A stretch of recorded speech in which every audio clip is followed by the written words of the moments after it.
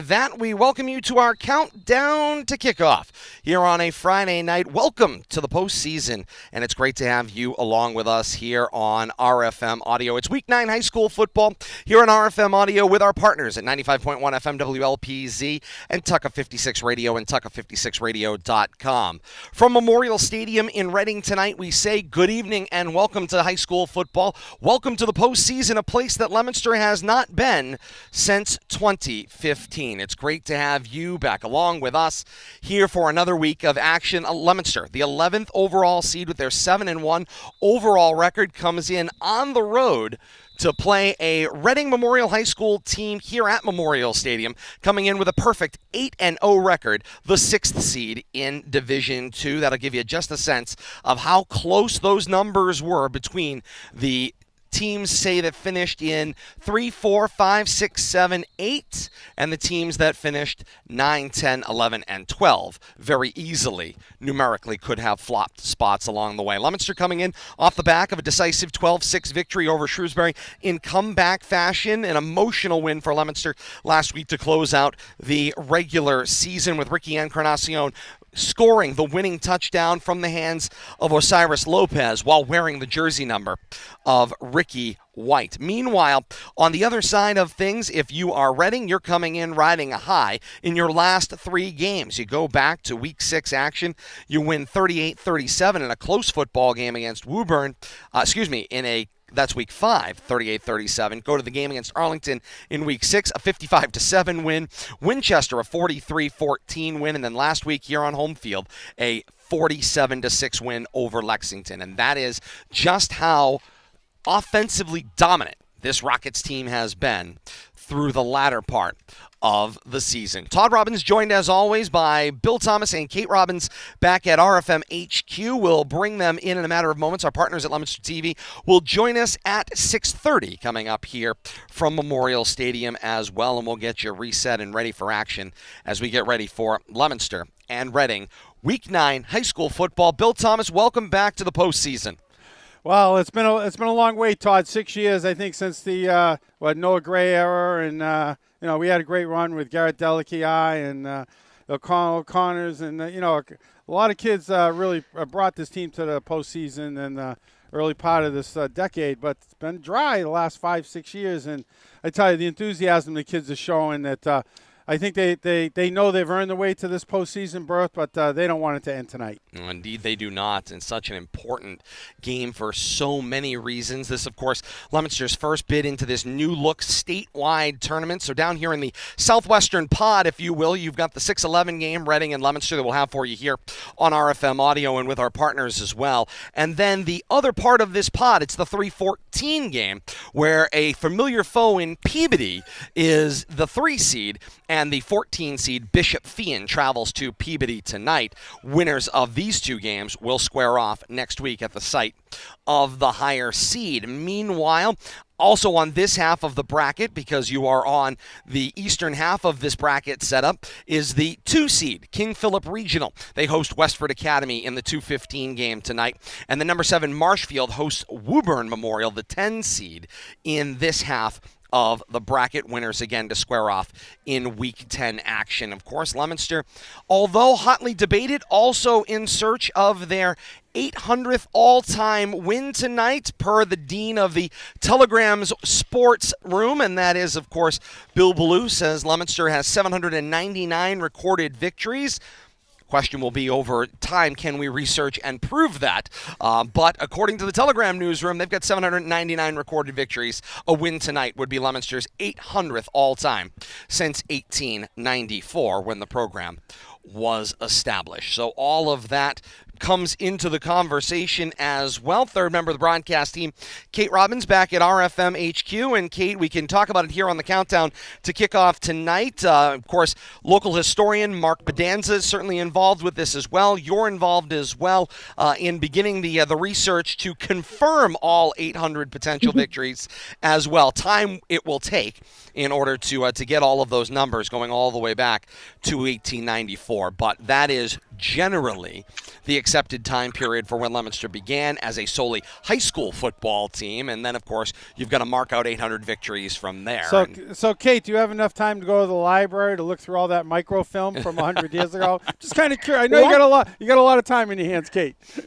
Luckily, I don't have to go to the library. I can access all of it directly from my laptop. But the interesting thing relative to just the two publications right off the bat, and I know that we're kind of abbreviated, so I'll try to keep it brief, is that from the jump, the Telegram and the Sentinel, they don't jive relative to just number of games between Fitchburg and Leominster, let's say, because Correct. in 1893 there was a matchup, but those weren't high school students. So you have these numbers that are coming out, but you have to remember organized athletics is not something that goes back to 1893, 1894 that's been sponsored by the school. So yes, the research is going to be done. Thank you for throwing me right under that bus that I'm involved. We expect the answer by the end of the night, Kate. Oh, absolutely. Yeah, it's not. And I mean, Bill Ballew's article that he published under the Telegram banner today, said that all of this information is unofficial because all records in the state of Massachusetts are not governed by the MIAA. So all records are unofficial. It's just based on basically your word of honor.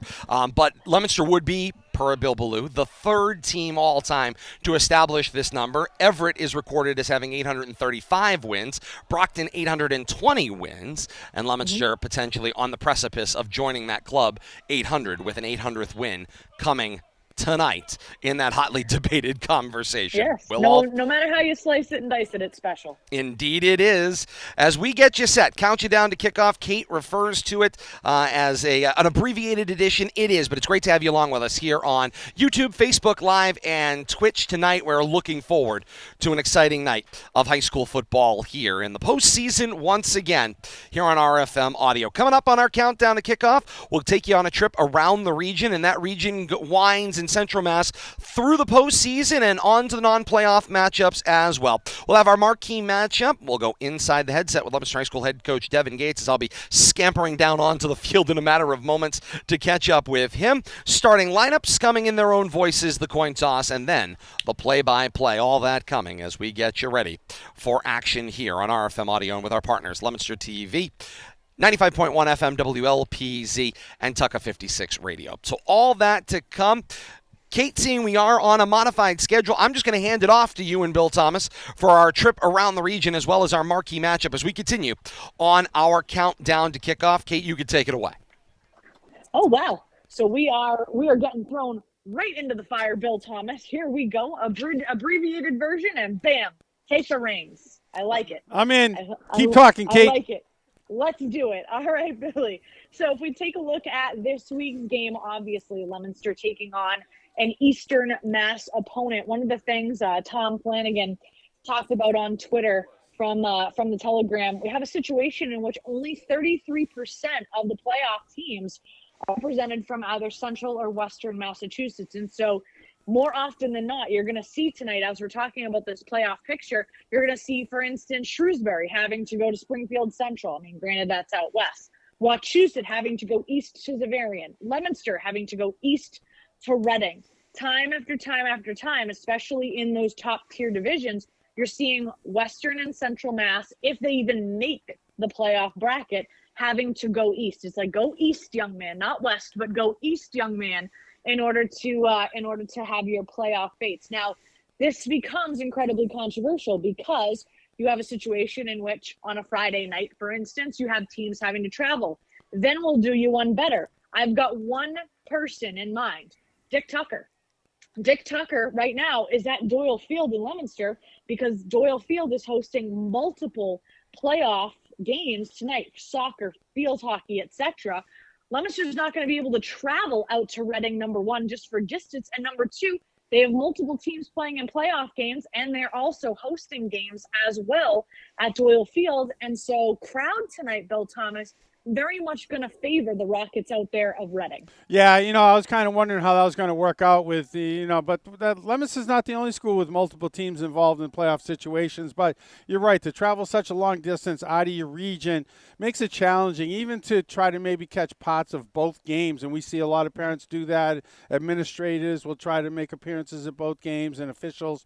But, yeah, it is challenging at this time of year. And having this statewide system just really complicates things for the fans and more so for the fans, I think, than the teams themselves. They always find a way to get to the games, but the people that really support the teams, it becomes overly complicated for them. I would really like to see them go back into dividing the state, maybe 50-50, but not to shut out one half of the state for the most part. Bill Ballou had a story that said 25 of the 64 teams were from Central or Western Mass. Correct. However you cut it, I mean, there's not enough representation on the western side of the Mass Pike or 495. I don't care how you want to argue it. Exactly. When Tucker can't make it to a game, it's hard to get there. Yeah, I mean, Period. You talk about end of discussion. The voice of the Blue Devils for 40 years, and the MIAA's got him working somewhere else tonight. But I know he loves it. I know he'll be listening to us and checking in. But, yeah, it does make it challenging for a certain segment of the fan population. You are right. So just to put a bow on this particular part of our conversation, our good friend Tom Flanagan, whom we adore, monitoring on Twitter, always good for a tweet here and there just about every day. He was out on November 3rd, a couple of days ago, at a field hockey game. He said, huge crowd of 27 people here in Lynn to watch the field hockey first round tournament. Electric atmosphere for the kids, and he took a picture. Wow. Completely empty stands. Yeah.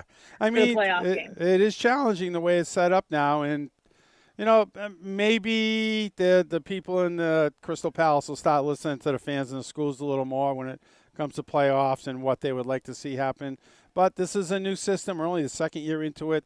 They're not going to scrap it overnight, and it's something we got to learn to work with for the foreseeable future.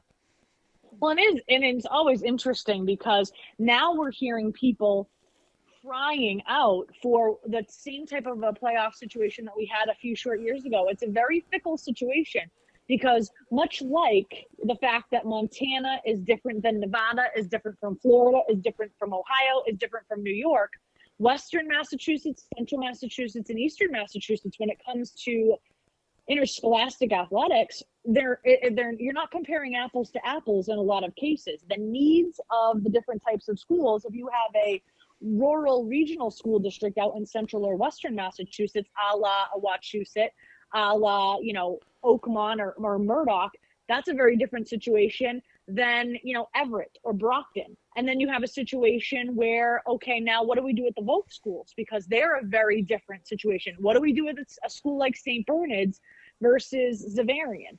So we have such a litany, such a continuum line of issues. There's no one-size-fits-all solution that the MIAA or the Football Coaches Association has been able to come up with that ticks all the boxes to make even just the majority of people happy at this point. Right. And one more point to make, Kate, I think the way the system's set up now, it's unfortunate that when you come down to the championship games, you don't have regional representation at the end. You could get completely shut out. And you could have two schools that could be 10-mile-away rivalries from each other that happen to both be powerhouses all of a sudden are meeting again for the Super Bowl. And, I think you really need to have that to really create interest all the way through the playoffs statewide. You need to have regional interest continue beyond the first or second round.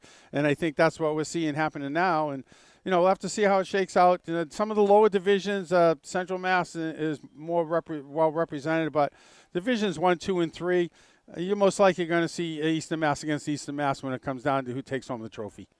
You're not wrong about that, Bill. However, right, Division Two, we want to break that mold. I love the optimism, Billy. Well done. I love that. All right, let's get into our Week 9, our first round of the playoff marquee matchup that Todd's put together for these two teams. So once again, 8-0 Reading Rockets tonight. They're the number 6 seed in Division 2. Leominster's the 11 seed at 7-1. So the marquee matchup for tonight, a battle of two vaunted offenses, can only be slowed by capable defenses. Which defense can best scheme to deprive their opponent of their diverse weapons on offense? Which defense can make the opposing quarterback most uncomfortable and disrupt the timing of plays?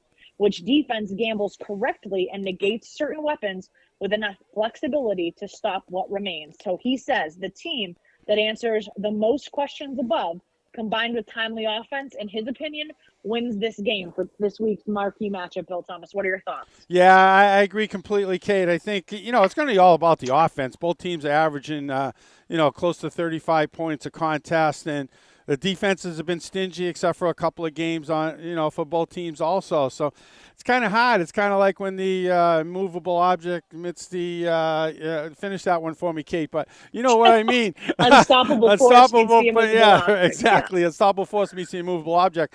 But something's going to give tonight, and we've seen Leominster play a great bend but don't break defense, keep teams between the 20s. But I got to tell you, this Reading team scares me. I'm looking through some stats from Max Preps, and one that really jumped out is, and I tell you, Reading has really flooded Max Preps with their season stats, and it's great. Todd said yes. I'm telling you, there's more stats here than I got time to read in the next hour. But one thing, as I was fumbling through them, one thing I did see, quarterback rating of 140. Not too shabby. That, if anybody knows, I think 157 is perfect. And I didn't look at his individual stats, and we got a pretty good quarterback in our own right. But, the quarterback on the opposite side scares me a little bit. Hopefully the Leominster defense can scheme, maybe put some pressure on him. It's really, Todd, Kate, and I, we all like to watch what's going on in the trenches, me and you especially, Kate. So we're going to have to see how that works out and who really controls that line of scrimmage. Can Leominster get some pressure on the Reading quarterback and vice versa? We've seen what happens when Osiris has gotten riled a little bit. Can the Rockets defense move Osiris Lopez out of the pocket? But he's really cleaned that up the last couple of weeks. I think both quarterbacks are dangerous, and I expect a high-scoring shootout here. I think the other thing to also take into consideration, many of the Blue Devils members of the upperclassmen leadership play both ways on this Blue Devil squad. You're not seeing that if you take a look at the starting lineups for the Reading football team. So how much does Leominster's defense get worn down, and does that affect them on offense as well? Well, it takes a lot more effort to play defense, Kate, when you're chasing. And so it's really going to be time of possession. We saw time of possession, I believe, slanted heavily towards Shrewsbury last week. And massively. It was about a 2-1 when it came to minutes, something like 28 to 18 or something like that over the course of the 48 minutes, 30 to 18. But I really think time of possession is going to be important. And but both offenses have quick strike capability too, so their offenses might not be out there that long. We'll have to see how it really works out. Scoring first, I think, is going to be important. You don't want to be playing from behind, because playing catch-up, no matter which team is trying to play catch-up, we've seen that happen at the Wachusett game. Leominster got out quick. Wachusett kept trying to play catch-up, as strong as they are with Tucker McDonald, the D1 quarterback. They never got closer than one touchdown. And, you don't want to play from behind when the other team can put points back up and match us score for score. You are absolutely right about that, Bill Thomas. All right, let's take a look at our whip around the region here for Week 9. We're going to start with the playoff matchups for the Friday playoff matchups. So in Division 1 tonight, Shrewsbury is out at Springfield Central. That start time was supposed to be a 6 o'clock start time. It was delayed at least 30 minutes, we saw on Twitter. My thought is that traffic was probably Friday night traffic heading west. What do you think? Yeah. So I'm thinking Shrewsbury might have been late. So that one was pushed back to 6:30. Wachusett heads out for a 7 o'clock kick in Division 1 against Zavarian. In Division 2, we know that Leominster is out at Reading tonight for a 7 p.m. kick. In Division 4, Marlborough heads to Tewksbury tonight. South heads to Bedford tonight, and Falmouth heads to Grafton. That one is supposed to be a 6 o'clock kick out at Grafton. Let me stop you right there. Yes. Kate. Did you skip Division 3 intentionally? I did. As a matter of fact, I did. Because there are no representatives, probably. Am I correct? That's correct. Yeah. No central. Well, there are not Weston teams. Yeah. In nothing we follow, Division basically. 3. Yeah. Okay. No, we don't have any in have Division any. 3, and I get. Correct. All right, we'll go with that. Correct. Go ahead, Kate, all right, I'm in sorry. Division 5, it's fine. Auburn heads to Bishop Fenwick tonight. Worcester Ch is at Shawsheen. Bishop Stang is at Maynard. Swampscott heads to Hudson tonight. In Division 6, Assabet is at Stoneham. Oakmont is at Sandwich tonight. In Division 7, Air Shirley heads to Clinton. Northbridge is at Millbury. Mashpee heads to St. Bernard's tonight for first round action. In Division 8 tonight, playoff action, Murdoch is at Brighton.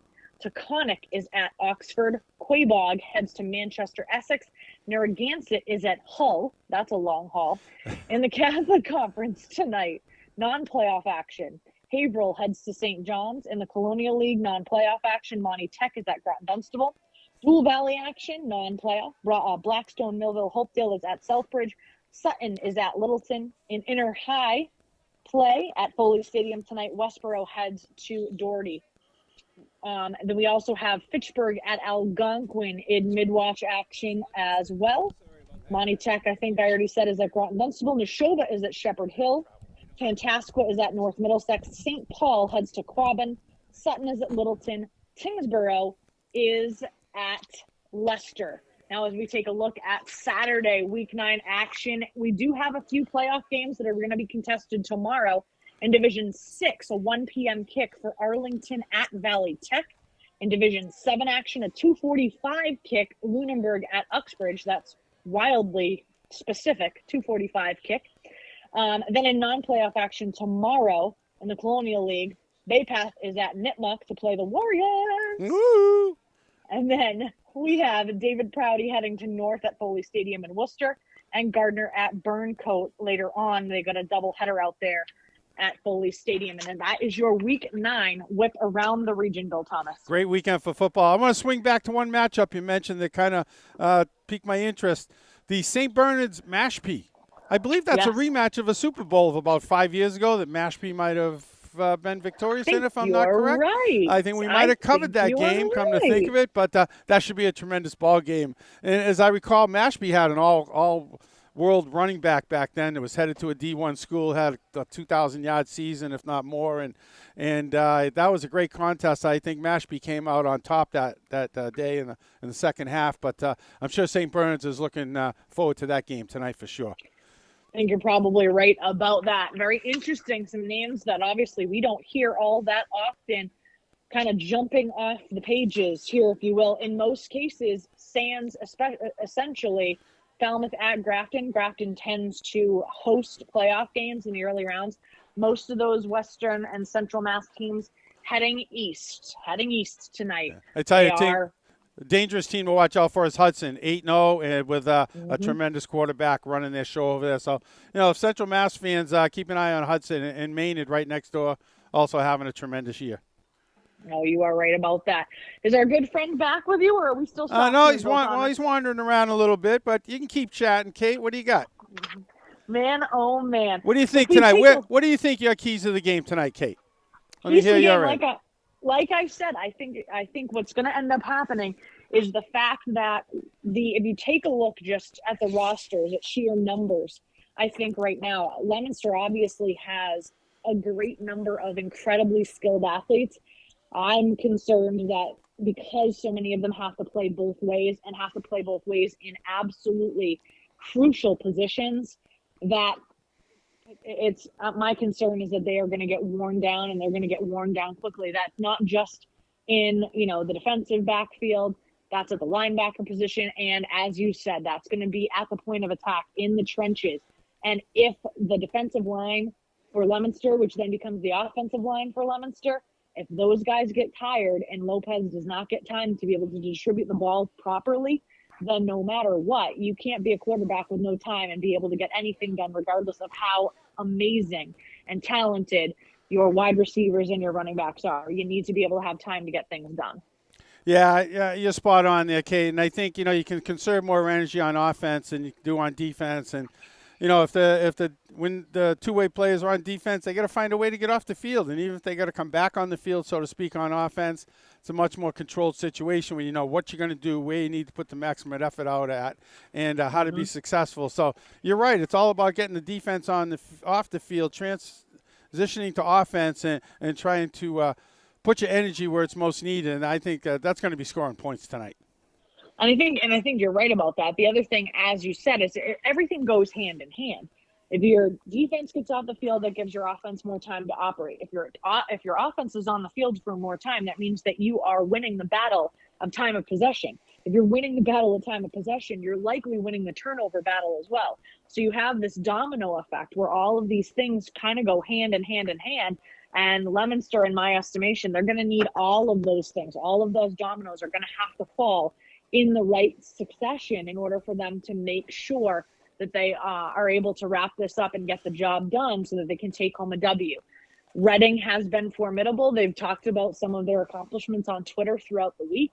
So they have a stiff test and stiff competition. I think they've got the weapons to do it, but it is about execution and efficiency, making sure, like we talked about, that those dominoes fall exactly correct. Make sure your defense doesn't stay on the field. Make sure your offense has ample time. Make sure that you're not getting tired. Win the time of possession, win the turnover battle. All those things I think need to go right. And I think Leominster has the capability of doing it. It's can they effectively get that job done. Yeah, and one point, well, lasting point I'd like to make, Kate, if there's any difference that really sets these two teams apart, that could be the difference maker tonight. It could be experience. And Reading has a senior quarterback that's having a tremendous season. And, we have a freshman quarterback that's learning on the fly for the most part, that is matching his opponents, step for step, pass for pass, game for game, score for score, but for the most part. But I think, if there's any edge to be given tonight, a slight edge at all, it might be the senior leadership of James Murphy, who's running the show at quarterback for the Reading Rockets. I think you're absolutely right about that, Bill Thomas. Guess who's back? Go ahead. I'm sorry, back. Kate. No, I was just gonna make sure. Please continue. I'm still recovering. 14 minutes to the top of the hour right now as we get things started. I'm going to do a quick time and temperature here. As we said, 14 minutes to the top of the hour. We have, as we're loading, 61 degrees. Feels like 61. We had a high of 71 today, Bill Thomas, and the low is only supposed to get down to 55. You've got a beautiful night out there. You're missing a great broadcast location. The folks here at Reading High School, whatever the name of this field is, Reading Memorial High School, the AD and his right-hand man set us up nice. We're on an outside perch, undercover, all the amenities we need. And I'm telling you, Kate, you're missing a great opportunity to be live here. You'd love this broadcast location. Well, you know that must mean that we must not be near any people. Well, we're above people, but there's nobody around us. We're on a plaza. I love it. And then you're right about that. Surrounding by a railing. Love it. Oh, that's my even better. Where there's no exit, for the record. Yeah, absolutely, Kate. Thank you so much. Appreciate your holding down the fort. At warm-ups, just one of those nights where things get crisscrossed. But I can report from down on the field, and you'll hear it inside the headset in a matter of moments. This team is locked in, as Coach Devin Gates and team have been using all year long. We'll also welcome our partners joining us at Leominster TV as well. We're going to pause just a couple of minutes here. We'll reset everything. We'll come back. We'll go inside the headset, starting lineups, and then the coin toss, followed by the play-by-play of Leominster and Reading coming up right here on RFM and Leominster TV. This is high school football, and our countdown to kickoff right here on RFM Audio. Tradition, legacy, history. These words all describe a player, coach, or contributor's impact on a game, program, or generation. Each week this season, student athletes of this generation will square off with the goal of best representing their community today or for years to come. Neil O'Connor finds Jake Elaine. Alan Glennie quarterbacks his ball club. Deliki's in the end zone. And calling signals, Dave Palazzi. John Ulecki. Warren Muir. LeQueer. Jack Rodequins. Bobby Mativier. Jason Toomley. Devin Gates. Quentin Tiggs. Cortez Ludden. D. Geronimo. Stephanides. Sean Duquesne. McDonald. Graham. Quentin Perkins. Geraldo Rivera. Gray makes the catch in the end zone for the touchdown. Who will have their name weaved among the tapestry of legends? Who can add their name among the football greatest in Central Massachusetts? You'll find out right here on RFM. continuing a legacy and tradition of audio excellence established by generations of great play-by-play teams gone before. Yours truly, Tom Connery, Dave Spence, and Warren Muir. This is Joe White. With me this morning is Dickey and Ron Lamar. Ed Coleman along with Joe DeCarolis and Mark Landon. This is Dave Clark along with Mike Flynn. I'm Dave Spence along with my partner Luke Connery. Todd Robbins alongside Ben Parker. Todd Robbins, Bill Thomas, Kate Robbins, and you. Great to have you along with us. Stories told through the words spun by legends. The stories continue to be described by the award-winning team of today. It's time for high school football with the award-winning team of Todd Robbins, Bill Thomas, and Kate Robbins. From Memorial Stadium in Reading, Massachusetts, we say good evening once again and welcome to high school football here on RFM Audio and with our partners at Leominster TV. You've tuned into the right place for postseason action as we've got the 6-11 matchup for you. The 6-seeded Rockets of Reading Memorial High School come in with their 8-0 overall record and they play host to the 11 seed in Division II, the 7-1 Leominster High School Blue Devils, who come in on the road with a reported 799 all-time victories, searching for their historic 800th win all-time. That is the background for this action tonight. Todd Robbins alongside Bill Thomas and Kate Robbins. Great to have you along with us for high school football tonight. Whether you're joining us on YouTube, Facebook Live, or Twitch, or whether you're joining us live via our partners at Leominster TV on the channels of Comcast, Verizon, and Leominster.tv streaming online, or in delay with our partners, Tucka 56 Radio and Tucka56radio.com, or WLPZ 95.1 FM and WLPZ.org. We say good evening and welcome to all of you. As we get ready for Leominster and Reading coming up, it's time for a trip inside the headset down on the field. Just a little while ago, myself and Leominster High School head coach Devin Gates with a preview of Leominster and Reading coming up.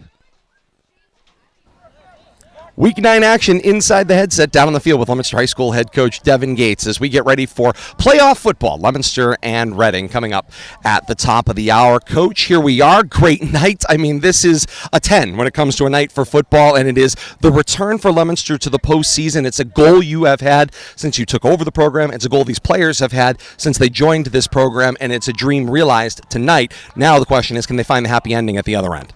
Yeah, and that's what we've talked about. Like, we told the guys last night after our pasta dinner, like, you don't know when you're going to be here again. So enjoy every moment. Go out there and play and have fun. That was really our message. Do what we've done all year long. Run our stuff. Execute.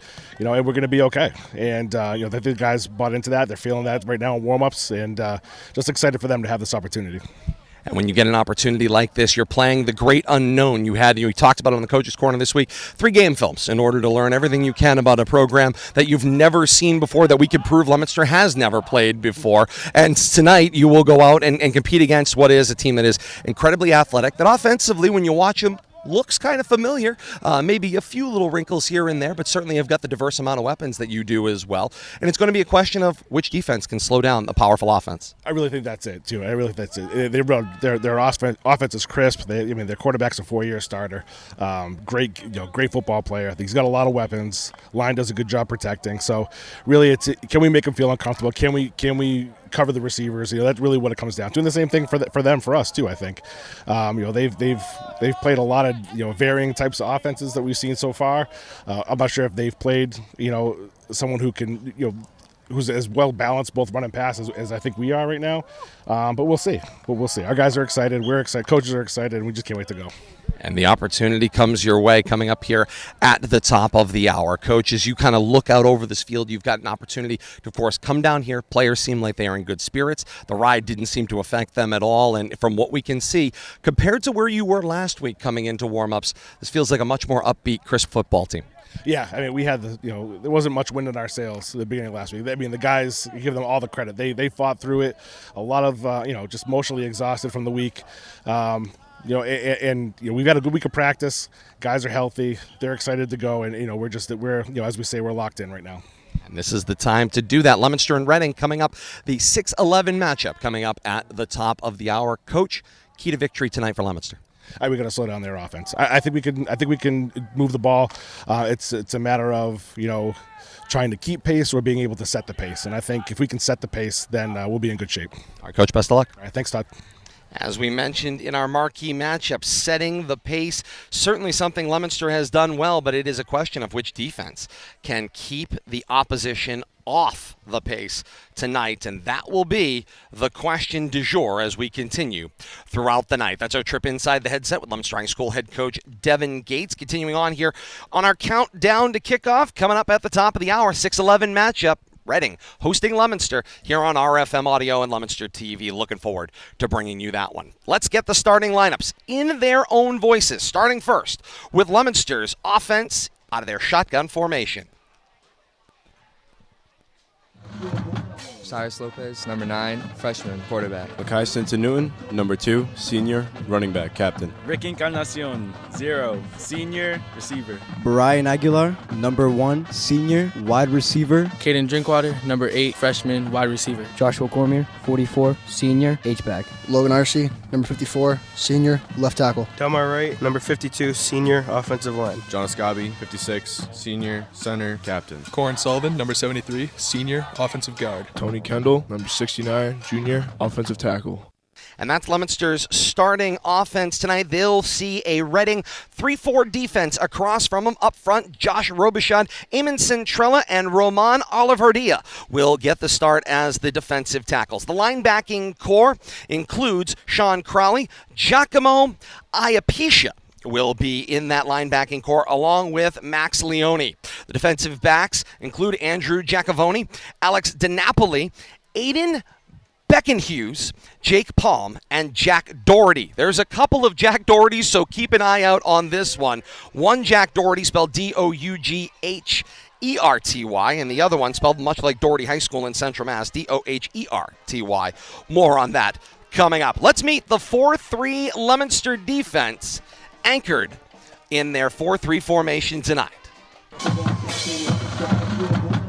John Scobby, 56, senior, D-end, captain. Giovanni Roman, 55, senior, defensive line. Logan Arcee, number 54, senior, D-tackle. Delmar Wright, number 52, senior, defensive line. Makai Newton, number 2, senior, linebacker, captain. Xavier Cora, number 5, sophomore, linebacker. Joshua Cormier, 44, senior, linebacker. Brian Aguilar, number 1, senior, cornerback. Steven Diaz, 11, senior, cornerback. Jared Viola, number 3, senior, safety. Rick Encarnacion, 0, senior, safety.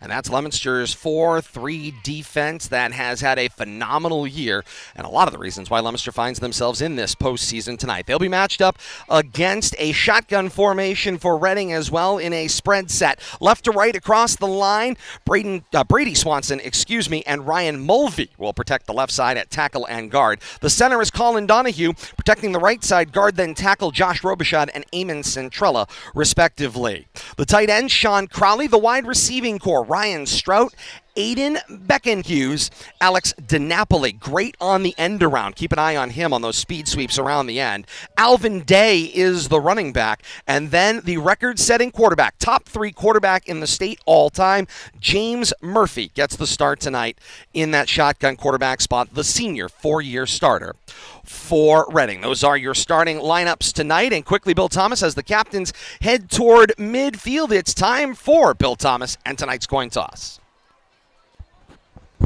Keeping an eye on him, Todd. We got a great broadcast location here tonight. Officials explaining the ground rules, showing him the coin. Leominster gets the call to toss as the visiting team. Tell you, great night for football tonight, Todd and Kate.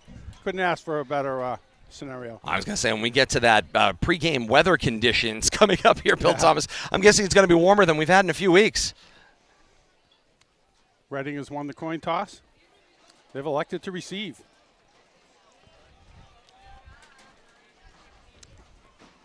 Leominster's going to be defending the end zone to our right. Let's play some football. Indeed, they are. Thank you, Bill Thomas. So Leominster will defend the goal to our right, go right to left here in the first quarter. Meanwhile, the Rockets will attack from left to right on offense. Let's get a check of the time, temperature, and pregame forecast as we get ready for the national anthem here. Currently 60 degrees. Bill Thomas, your favorite temperature. Feels like 62. Feels higher than that posted temperature, but it is How does that 60 happen? degrees off of It's a our warm- temperature. Our high today, 71 degrees. On our way to a high tomorrow, by the way, 74. Get on out Maybe and 80 enjoy that 80 one. on Sunday. That yes. is absolutely unheard of here in the first weekend of November. We're heading for a low of 54 tonight under clear skies here in Reading this evening. It is 6:59 on a Friday night, November the 1st, ready for playoff football, national anthem, and then the kickoff. The 6th seed, Reading Rockets, the 11th seed, Leominster Blue Devils, will do battle. Winner moves on in the 2022 Division II postseason tournament, competing to head to the round of 8. We'll join the public address system here in Memorial Stadium tonight, and it is the Marching Rockets with tonight's national anthem. Now serving, and to honor America, the Reading High School Marching Band, under the direction of Joe Mulligan, plays our national anthem.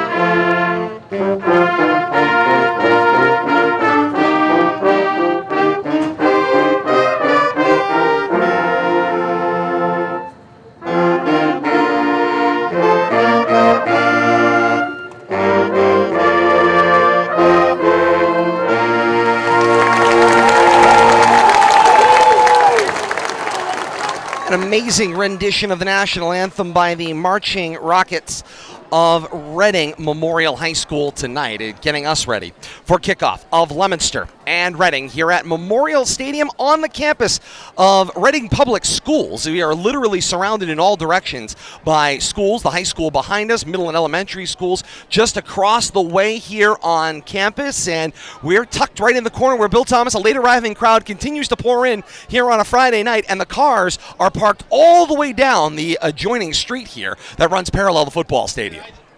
I just went for a little quick walk, Todd, and the other side of the press box, we can't see it. The stands are jammed down there. And I think we're going to see some Reading fans coming down to the Leominster side. It's split 50-50, stands on one side only. But, yeah, it's going to be a great crowd here tonight. Expecting some great action out on the football field. And we're ready for the play-by-play, Bill Thomas.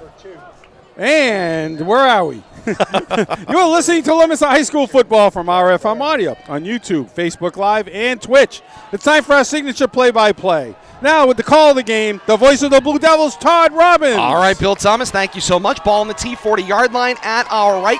Thompson on the approach, swings the right leg, end over end. The ball will go down. It will be returned from the Reading 20-yard line. Cross the 20 to the 25, gaining 8 as they're taken down on the return around the 29-yard line. On that play, Bill Thomas looked like Jesse Doherty on the return. I think it's 22.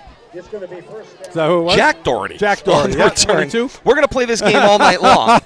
Pick your favorite Doherty if you're playing along with us. I saw some challenging names. I'm going to stick with numbers, Todd, and I'll let you clarify who it is. Sounds like a plan. First down and 10 for the Rockets. They're on 29-yard line, middle of the field, going left to right. Wearing the home black tops, white bottoms, white socks, and black shoes. The classic Reading white helmet with a triple stripe up the middle that is red, white, and black. Hard counts off the top for Jack Murphy in an empty James Murphy in an empty set formation. 10 seconds now, 5 on the play clock on 1st and 10. Snap back to pass. He'll step up in the pocket. He'll be forced to run into open space. Got the 30, then the 35. Turns the corner at the 40. Got a first down and out of bounds across the Rocket 45-yard line to the 46. And it is a nice gain, a slashing maneuver there for 16 for James Murphy, who was in an empty set, Bill Thomas. Dropped back, had the whole field in front of him and said, okay, I can step up and move up in the pocket. Yeah, good job by the Blue Devils coverage squad out there, but nobody breaking open. The offensive line created a hole over on the left side, gave him a spot to run. 1st and 10 Rockets, their own 45 at left hash, going left to right. And the first down snap out of the gun is for the running back, Alvin Day. Plows it right into that A gap, punctures his way for 3, and it'll be 2nd down and 7. And Bill Thomas, that's going to be what you're going to see from Day. Day is the battering ram. He's going to keep pounding it up the middle through that A gap, try to soften up the defense, create room for the passes downfield. Well, we saw that softening up of the defense in the middle last week against Shrewsbury, but they had no passing game to complement that. They're going to see a little different offensive philosophy tonight. They got both aspects of that offense working this year, and like you said, one complements the other. 2nd and 7 from the Ram 48-yard line at left hash. Shotgun set, 4 receivers out in the formation, a pair on either side. Murphy asks for the football, play action fake, now looks for the slant coming from his right. Pass is caught by Alex DiNapoli. DiNapoli still on his feet, crossing midfield, crossed the 45, spun out of a tackle and ended up going the wrong way, right to left, back across the 45 and down. His point of farthest progress will be marked at the Leominster 46 after a gain of 6, and it'll be 3rd down and a yard to go. He ran himself out of a first down there, Todd. Gave up about 4 yards on that little circle back move, but no whistles, play stayed alive. He tried to gain more forward motion, couldn't get it. 3rd and a yard out of that gun. The snap and the give went straight up the middle of the field, crossed the Leominster 45 and down to the 43-yard line. It was Ryan Strout with the carry, gain of 3, and it is a Rocket 1st down. Yeah, nice job by the defense there, but moving the chains, only had a yard or 2 to make. James Murphy is an imposing presence, wearing that double stick, number 11, 6'5", 210 pounds. He can survey the field, Bill Thomas. We've been hearing a lot in the college ranks about just how, in the professional ranks as well, about short quarterbacks. He would be the antithesis of a short quarterback. He could see over the rush. On 1st and 10, the shotgun snap, give it for Day. Day takes it straight up the right hashes, chews up the yards, 45, then 40, and down at the 39-yard line. Officially a gain of 3 to the 40, just across, 39 1/2. 2nd and 6. Delmar right in there on the tackle after a couple of yards, wrapped him up, took him down. Kept fidgeting with the spot of the ball and then the mark, Bill Thomas. Yeah, they gave him 4. Solid 4 right there. And so it'll be 2nd down and 6 to go. They need the Leominster 33 1/2 yard line for a 1st down as this drive continues from left to right. You talk about Murphy, 4-year starter, top 3 quarterback in the state. I can see why already. Trio of receivers go out to the left of this shotgun formation. Day in the backfield with Murphy. The snap, give it to Murphy. Right up that A gap once again and up the right hashes to the 2nd level of the Leominster defense. Driving his legs to the Leominster 35-yard line. He'll gain 4, maybe 5 more, and it'll be 3rd and short, 3rd and about a yard. Once again, 3rd and short, as you said, Todd, and this is not boding well for the Leominster defense, being stuck on the field here for opening drive here, 3.5 minutes coming up on, and on the verge of giving up another 1st down here. 8:42 and counting to play here in quarter number 1. First offensive touch of the football game has belonged to Reading, and they've been the only one to control it thus far. Trip receivers out to the left of the formation. Murphy is directing traffic. He'll move Day from his right hip to his left. On 3rd and short, now the left guard turns around. 10 seconds on the play clock, now 5. Murphy will ask for the football. Back to pass. Got some time. Hangs over the middle of the field. Wide open. Catch made there by Beckenhughes. Beckenhughes still on his feet. Takes it out to the numbers. Crossing to the right sideline. 15, 10, 5, and inside the pylon for a Rocket touchdown. 34-yard touchdown strike. Murphy finds Beckenhughes, and Beckenhughes finishes it up the sideline and in for 6. Nice job by Beckenhughes cutting across the middle there, but it's all Murphy standing tall there, 6'5", surveying the field, a little bit of bounce to his step, and then he finds his open receiver at full stride, reverses field and finds that right corner. Nice job there, pitch and catch to finish off that 34-yard touchdown. Shotgun formation sets up here in an awkward set. The snap, give it to Day, and Day finds his way into the end zone. 2-point conversion is good. Back up the field come the teams. 8:09 to play in the first quarter. It is Reading 8 and Leominster nothing. And yes, Bill Thomas, a modern lighting system here at Memorial Stadium. They celebrate their touchdowns by flashing the lighting here as well. Lights come back on when they flip the switch. I love it. But, indeed they do. You know, going back to that coin toss, Todd, the Reading Rockets, we want the football. Now we see why. Indeed we do. And Coach John Fiore in his 19th season, he is the winningest coach in program history. He set that mark back in 2015, Bill Thomas. So he's been the winningest coach for every year he continues on that sideline, and certainly has a tremendous machine of an offense that moved the ball down the field in chunks and finished it off with 6 points in the end zone. Yeah, you know, and just to throw another stat at you, Todd, I think they were, 3 or 4 in the state in this division, but they're 22 overall in the state, and I think that's a statewide division, notwithstanding a calculation, and 22 statewide, Todd, so says a lot for this program. Indeed it does. Ball on the T40-yard line at our left. Jake Palm does the kicking. Palm 6'2", 180 pounds. He'll be kicking from left to right. The wind just a little bit cross the field from right to left. Booms this one down the field. Aguilar to return from the Leominster 10-yard line. Head of steam to the 20, 25, then the 30. Out to the left numbers across the 30 and down at the 34-yard line. Leominster will have the football. First down and 10 at their own 34, coming right to left after Aguilar sets things up with a 24-yard return. Nice job right there, picking his way up the left sideline. Ran into one of his own blockers there at the end. Took a little bounce back, allowed the Rockets to corral him at that point. But nice job getting some open field to let the Leominster offense start cooking. Kate Robbins standing by back at RFM HQ. We'll get to her in 1 second with the stats on that Rocket scoring drive. 8-0 Reading lead, 8:02 to play here in the first. And here comes Leominster's first offensive possession. First and 10 at their own 34-yard line at left hash. Osiris Lopez in the gun. 3 receivers in the formation, 2 out to his right.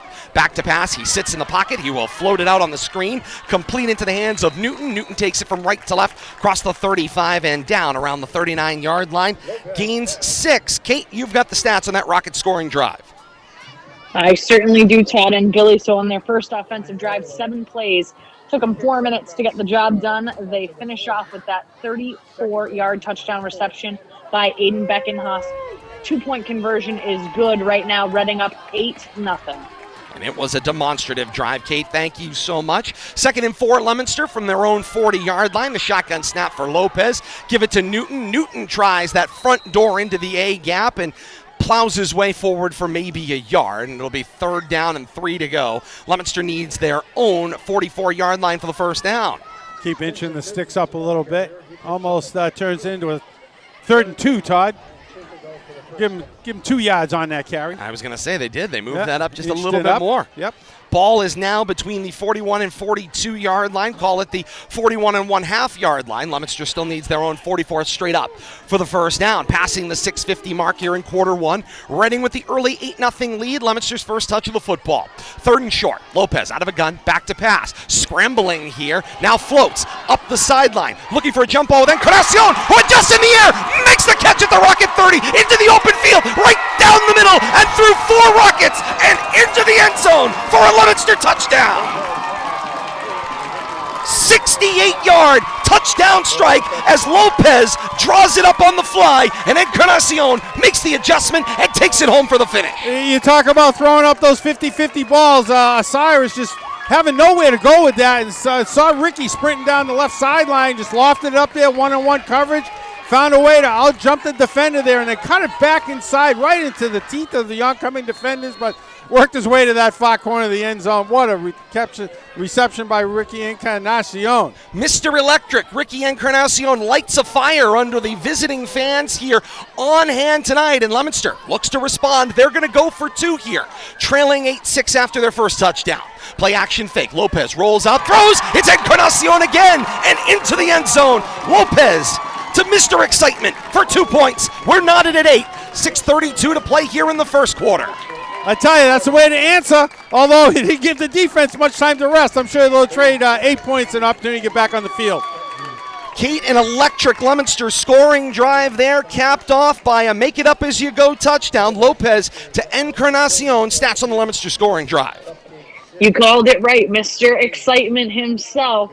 The drive only took 3 plays, took 90 seconds off the clock, but as you said, capped off with that 68-yard touchdown by Mr. Excitement. Number 0 in your program, number 1 in your hearts. Ricky Encarnacion, 2-point conversion is good. Leominster ties it up 8-all here in the first. All right, Kate, thank you so much. Ball back on the tee, 40-yard line at our right. Dan Thompson will be kicking from right to left.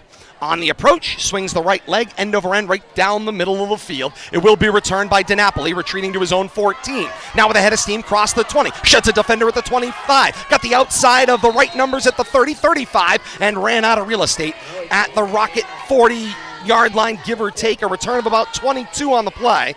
They'll say he stepped out of bounds just shy of the 40 at the 39. So it'll be a Reading 1st and 10 at their own 39-yard line. Wow, they actually marked it back, Billy, to their own 37-yard line. Yeah, with the official on this side here had the spot right from the beginning. But still, great starting field position for the Rockets. Defense going to be at a premium tonight. If you weren't with us for the countdown to kickoff, it was the marquee matchup, and you can see why in those first 2 drives.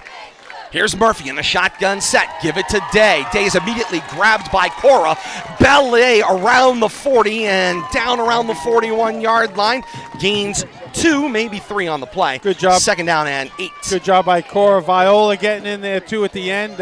Hold out to a short gain of 3, maybe 4, but Leominster's got to find a way to get a stop here and get off the field defensively. 2nd and 7 at the Rocket 41-yard line. Murphy out of a gun. Back to pass. Time. Hits the underneath route for Strout. Strout turns it up the field from left to right. Cut down at midfield with a Reading 1st down.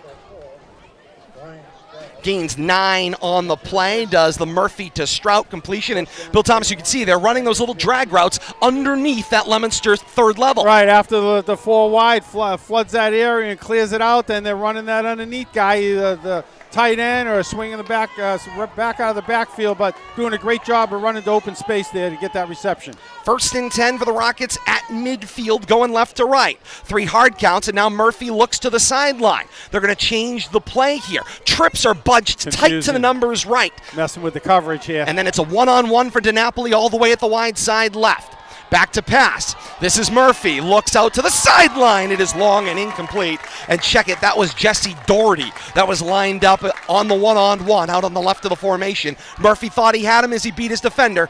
Couldn't make the connection, incomplete. The defender was Brian Aguilar. He did a great job staying with him. Got in front. Nice position. But all this movement here on the right, nothing, Todd. Just trying to confuse the defense. He looked left right from the snap. Had no intention of messing with this stack over here. Have to see what they do here. 2nd and 10 from midfield. Back to pass Murphy. Flips the screen, complete for Beckenhughes, and he's stacked up at midfield. No gain on the play. It'll be 3rd down and 10. And Bill Thomas, Jesse Doherty has had a great year as well as a great career. He is now the all-time touchdown leader in Reading history. Set that against Winchester earlier this year. Well, when you're playing, with this type of team, you're going 8-0, you're scoring 40 points a game, you're going to set a lot of records. A record-setting quarterback with a record-setting wide receiver, Core Murphy, on his way to be a Brown Bear at Brown University. 3rd down and 8. Ball at the Leominster 48. Back to pass Murphy. Over the middle of the field. Wide open. It's Strout. Strout complete. Wrapped and taken down at the feet by Viola. Down to the Leominster 30-yard line. Moving from left to right. Gains a chunk of 20 there. And it'll be a Rocket 1st and 10. Officially put down at the Leominster 31-yard line. Once again, clearing out that underneath Pat and Todd. Waiting for that crosser to come out late and hitting them right on the money. 4:10 to play here in the first quarter, tied at 8. Murphy, after looking at the sideline, moves all the pieces around. It's an empty set backfield, 2 receivers wide to the right. The bunch in that trips now wide to the left. Back to pass. Murphy looks into the boundary. He finds Doherty. Makes the little angle out of bounds at the 20-yard line there. Great catch going into the boundary. Had the room, made the tap, and took it to the ground. Gains 12 on the play. Does Murphy to Doherty to the long side of the field, Bill Thomas. Thomas. You can see Murphy's got the arm strength to get it in there. Oh, he does, but I love the way the Rockets are playing with the formation, continually trying to confuse the Blue Devils defenders, especially in pass coverage, and doing a great job of it right now. Need to be some adjustments made on the defensive side in pass coverage. On 1st and 10, a dropped snap for Murphy. Keeps his wits about him, now steps up in the pocket, throws to the goal line. Pass is caught. Leominster defense will stack up the receiver, Strout, and he is marked down at the 1/2 yard line. Great catch made by Ryan Strout. It's a gain of 19. He tried to backpedal into the end zone. He was in the clutches of 3 Leominster defenders. Yeah, and it looked like a Leominster defender got his hand on the ball, went to the tip drill there, came down in the offensive player's hand, but great job right there, presence by James Murphy. The ball was on the ground. He picked it up, stood tall, didn't panic. Single back, Murphy under center, the handoff for Strout, and Strout will finish it off, pounding his way into the end zone. 3:21 to play here in the first quarter, and Reading puts up 6 more. That didn't take long for Reading to answer. I tell you, Blue Devils defense has spent a lot of time on the field. Now they got to come out and find a way to match that score. 14-8 Reading's lead, and they appear to be lining up to go for a conventional point after. Jake Palm does the kicking. Backup quarterback Jack Murphy holds. Snap, Murphy gets the ball down, and Palm lifts it up into the night and between the bars. Back up field come the teams. 3:21 to play here in the first quarter. It's Reading 15 and Leominster 8. Leominster with a chance to answer, though, Todd, so we'll have to see if they can continue to match score for score here with this high-powered offense. And the light celebration ensues here at Memorial Stadium.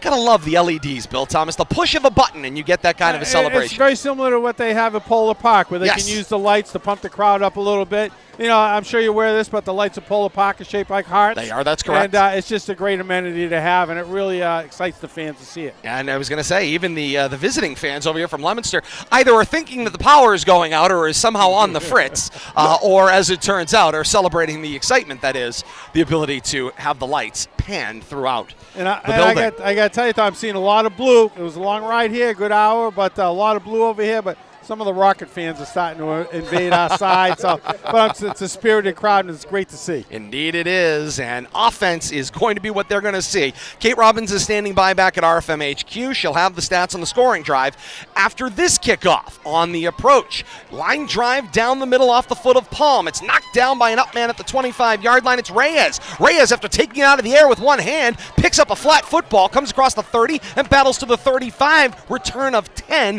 for Aramis Reyes. And it will be a Leominster 1st and 10. Their own 35 coming right to left. Kate, you've got the Rocket scoring drive. I certainly do. 8-play drive, 4 first downs in that drive alone, covering 63 yards. Took them 3 minutes to do it, but it's capped off by the 1-yard touchdown rush by Ryan Strout. Conventional extra point is good. Right now, Reading on top of Leominster 15-8. All right, Kate, thank you so much. 1st and 10 Leominster, their own 35, going right to left. Lopez out of a gun, back to pass with a 3-receiver set. He is backpedaling. He is uncomfortable. He's now rolling to his right, passing the numbers, looking for a block. Didn't get it, but got it back to the line of scrimmage, crossed the 35, and even managed to advance the football, reaching it out to the 32-yard line, 37-yard line, gain of 2, and it will be a 2nd down and 8 to go. Bill Thomas making something out of nothing. Talk about running for your life. Osiris was on the move there, circling around, but keeping his head up and somehow finding a lane to some clear path running to the sideline over there on that right side. Turned about a 10 yards, what would have been a 10-yard sack into a 2-yard gain. I want to talk about offensive efficiency, Bill Thomas, after this play. 2nd down and 8 to go. Leominster, their own 37, coming right to left. In the road, white tops, white bottoms, trimmed in royal blue at the shoulders and the pant legs. Classic Leominster white helmet with a single royal blue stripe. The handoff goes for Newton on 2nd down and 8. He'll take it out to the right of the formation, cross the 35 and up toward the 40. They mark him down the 39.5 yard line after gaining 3, and it'll be 3rd down and 5 to go. And Bill Thomas, what we have seen thus far from the Rockets has been offensive efficiency. They go down the field, play goes exactly the way they want it to go, and they find the open player. Yeah, with no panic either. You know, the quarterback's standing tall, but they're using them underneath receivers to perfection tonight. 3rd and 5, Leominster from their own 39.5. Lopez checks the defense, now steps back, gets an additional signal from head coach Devin Gates. More signals coming in here, a 3-receiver set. Newton will switch to the opposite pocket of Lopez in the backfield. He will backpedal. Now turn. He moves the receiver out. It was Drinkwater into the sideline, and Drinkwater turned right when they needed left. Good coverage downfield by Jack Doherty. Yeah, he had Ricky Yee crossing, though, going from left to right, wide open at about the 45, right at the first down marker. Didn't see him, though. Tried to get it to Drinkwater to no avail. The incompletion brings up 4th down and 5 to go for Leominster, their own 39-yard line. Officials trying to push the Rockets back off the white on the sideline, and they managed to do it, Bill Thomas, without a flag. And they don't have that protective area there where they the so-called no man's land, so challenging for the officials and the players both. Viola back in punt formation. He was standing at his own 25, got pushed back to his own 23, got the kick away. Fair catch called for and made by Strout at the 35-yard line of the Rockets. Nice punt by Jared Viola to change field positions and keep things in order. 2:05 to play here in the first quarter. Reading 15 and Leominster 8. Yeah, netted about 25 on the field position change there, but I tell you, this Rockets offense is scary, Todd and Kate, and we'll have to see now. This is where the chasing touchdowns could become a problem here. Blue Devils got to find a way to stand tall in defense, force a turnover, or get the ball back on downs. And you heard Coach Devin Gates say it inside the headset. There's a difference between either keeping up with the pace or dictating the pace in the process. First flag. Yeah, flag out from the sideline. It's a procedure call against the Rockets. First flag we've seen tonight, Todd. Too, they're keeping the flags in the pocket tonight, which can be a good thing. We hate to see the flags become a part of the game story. Becken Hughes, I think, flinched over here on the sideline. Then he just shed his towel in frustration. The towel over blew, the I think. It was the wind. The towel blew up. He got called for motion. 1st and 15 back at their own 30, and the give is for Day, and Day just cuts through the middle of the Leominster defense. The 30, then the 35, and down at the 37, maybe the 38-yard line. He gains back what was lost, plus 2 more, so it'll be 2nd down and 8. Ball laying at the 37-yard line. The Rockets going left to right for the next 1:45 here of the first quarter. Nice gain of 7 there, but he just put his head down. He's like a bowling ball going down an alley, just pushing pins aside. Day 5'10", 200 pounds, and strong as a whip. Play action fake in the grasp. It was Murphy, and it slowed them down enough. The sack comes in. It was John Escabi who got a handful of Murphy's jersey and slowed him down to wait for the cleanup from Gio Roman. Yeah, he didn't get. He stayed home, so to speak, Todd. He didn't give up that end position. Didn't bite on that fake. Did exactly what he's supposed to do, and here comes the quarterback running right into his arms. A 3-and-out situation potentially here converted by Leominster if they can get the Rockets off the field. 3rd down and 7 to go. Had him 3rd and 10 last drive. Back to pass. Stepping up in the pocket, Murphy open and through the hands of Becken Hughes and incomplete. He was wide open downfield. No coverage within 5 yards, but he couldn't reel it in. And no coverage and nobody on the other side for defenders either. If he gets out on the fly, it's a completely different story the way that drive ends, Todd. 4th down and 7 to go. Ball at the Rocket 38-yard line, left hash going left to right. Jake Palm also does the punting. He stands back at his own 25-yard line to kick. 56 seconds with the clock stopped on the incompletion left here in the first.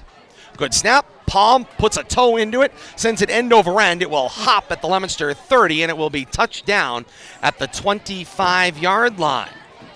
Ricky waiting for it, bounce there, never got it. Ball bounced 90 degrees to the side, almost right into Steven Diaz there. Fortunate not to put a touch on that ball.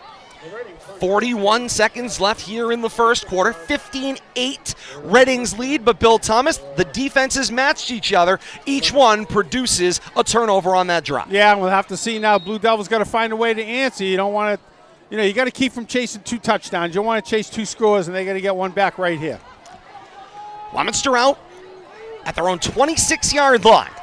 1st down and 10, their own 26 coming right to left. 3 receiver set, 2 to the right of the formation. The snap, Newton stretches the play out to the left, gets to the left corner, gets past the defense, 30 on the sideline, now midfield, cross the Rocket 40, pushed out of bounds, still on his feet, and then tapped the sideline around the 25. And there's the officials. Might have given up a little early, Bill Thomas. I think he's out, but what's happening back here, Todd? The wing official that was on the Reading sideline. We got a flag over here, Todd. Flipped the flag out around the 32-yard line. That's got to be a hold as he's turning the corner. Push him back, they're saying, and that is an unfortunate turn of events right there. No flags until right then. It turns a big play into a nothing. It's a holding call signaled against Leominster. It'll be a 10-yard penalty. It was behind just in front of the original line, Bill Thomas, around the 32, it looks like. Trying to see where they're putting it. Yeah, Put it back down around the 23. Around the 33, just as he was turning the corner, Todd. So they replay first down. It'll be 1st and 13. The Leominster 23-yard line coming right to left and negating what was a great play for Mackay Newton. How we hate seeing that. How many big plays did we lose last week on flags? I think cost the Blue Devils 3 touchdowns in the end, Todd. And this isn't going to be the night you'll be able to keep pace under those circumstances. Braden Martin in to spell Newton. He gets the first down carry and recovers some of the drive. Levels a defender, crossing the 35 and down around the 39-yard line. And he gets back what was lost, Bill Thomas. Plus the extra, Todd. First down, but you talk about running tough. To the nice 40-yard line, and Leominster moving quickly. Right back, the snap, give it to Martin. Martin takes it out to the left of the formation, cross the 40 to the 42-yard line. And Bill Thomas, we'll see how long Leominster stays with this. This was something that stood out to me watching Reading on video. The pace in the Middlesex League was a bit antithetical. It was a slow-moving play, but nobody really running hurry-ups like we've been seeing in Central Mass throughout the year. Teams head to their respective sidelines. First quarter in the books here from Memorial Stadium in Reading tonight. The 6th-seeded Rockets of Reading, 15. The 11-seed Blue Devils of Leominster, 8 through 1 quarter of play here from Memorial Stadium tonight. Tell you, Todd, that run right there, about a 15-yarder by Braden Martin after that unfortunate flag, really woke the Leominster faithful up over here. And just have to see if the Blue Devils can build off of that momentum they got on that turnaround. Cost them that big play on that holding call. Kate Robbins standing by at RFM HQ. And Kate, first quarter stats that are sticking out to you. All right, first let's take a look at team totals right now. Reading, 138 total yards of offense, and they've had the ball for most of the first quarter. If we take a look at individual notable statistics right now, Osiris Lopez for the Blue Devils, 2 of 3, 64 yards passing. Most notably, the 58-yard touchdown reception by Ricky Encarnacion. On Reading's side of the ball, they have 2 touchdowns thus far on the evening. Right now, quarterback James Murphy, 7 of 9, 96 yards passing, already to 4 different receivers. Strout with a team-high 3 receptions. All right, Kate, thank you so much. And Murphy already racking it up. He'll easily cross the 100-yard barrier here in the early going. Second down, they show 2nd and 8 on the board, but it's 2nd and 9 from the Leominster 41 at left hash.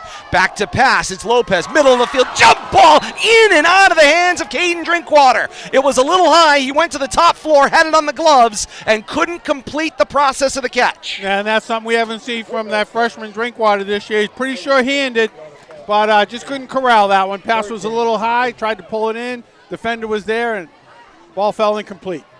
11:55 to play here in the second quarter, just 5 seconds into quarter 2. And Bill Thomas, something you don't like seeing here is coming our way into the stadium complex. It is Reading Fire, as the fire department is reporting along with their rescue ambulance. See if we can establish what's going on there as action proceeds on the field. 3rd and 9. Lopez out of a gun, rolls, directing traffic, eludes a defender, now gets into open space. He's got midfield across the 45, and he sort of toe taps down to the 40 and touches his behind down with a big Leominster first down. How did he get out of the grasp of the defense? What could have been a sack turns into a major gain. Could have been a sack, could have been a fumble. He's holding that fumble, could have holding that ball out there like a loaf of bread, but somehow puts the brakes on, sidesteps inside the defender, and turns out across field for a 20-yard and a first down. 1st and 10, Leominster at the Rocket 40, going left to right here in quarter 2. Newton gets the handoff on first down, slowly stretching the play out to the left, gets around left corner, and gains a handful, maybe 4 on the play, 2nd and 6. Nice job. I tell you, I love the way Newton takes his time and lets his blockers pick up the defender and then just turns on that burst of speed as he approaches the corner. Nice running right there. Good solid 4+ yards on first down. We may look back on that Lopez first down as maybe changing the Leominster fortunes in this first half if Leominster can make this drive. But definitely flip the field, Todd. Second down and 6 to go. Give this time for Encarnacion out of that shotgun backfield, and he tries to avoid a defender but got picked up by the second one coming through. It was a nice play made there. Looks like 16, the middle linebacker, Giacomo Iapika, makes the play there, although a short gain for Encarnacion to the Rocket 35. It'll be 3rd down and 5. Yeah, Sean, looked like number 9, Andrew Giovanni was also in on that, but nice job right there, stringing that out. Rockets got him out about as far as he could. Ricky tried to turn it up, but there was no room there. 10-10 and counting to play here in the second quarter. Leominster chasing a 15-8 Reading advantage. Reading was a perfect 8-0 coming into this meeting. Leominster 7-1 through their 8 weeks of the regular season. 3rd and 5 from the 35, going left to right. A 4-receiver shotgun set. Lopez back to pass. Finds the slot receiver on the screen. It's Encarnacion. Slams on the brakes. Now moves forward. He advances the football up the left hashes, reaching for the 30-yard line and down. And the officials say that's enough for a Leominster first down, and the drive continues. A little stutter step there by Mr. Excitement to let the defender blow by him. The first one found a way to 3 more yards. He was well short of that first down, Todd, but kind of willed his way through those last 2 or 3 yards, moved the chains. 9:33 and counting to play here in the second quarter. Lopez into the huddle. 2 receivers will go wide of the formation. Drinkwater wide to the left. Viola wide to the right. And now 2 more receivers. Diaz and Encarnacion set up a trips on the right of the shotgun set on 1st and 10 at the Rocket 30. Lopez back to pass. Middle of the field. Looking up the seam for Encarnacion. Got it on the gloves, but it hits the ground incomplete. Yeah, Ricky not quite looking for that in time. Didn't get his head back. And right when the ball was arriving, got his hands up. Just couldn't corral it. Timing off ever so slightly on that go pattern. Clock stops on the incompletion. 9:12 to play here in the second quarter. Ball laying at the Rocket 30-yard line, just a step inside of left hash. Left to right goes this drive. On 2nd down and 10. Lopez signaling out to the receivers wide. It was Viola picking up the signal just inside of him, slot right, Encarnacion.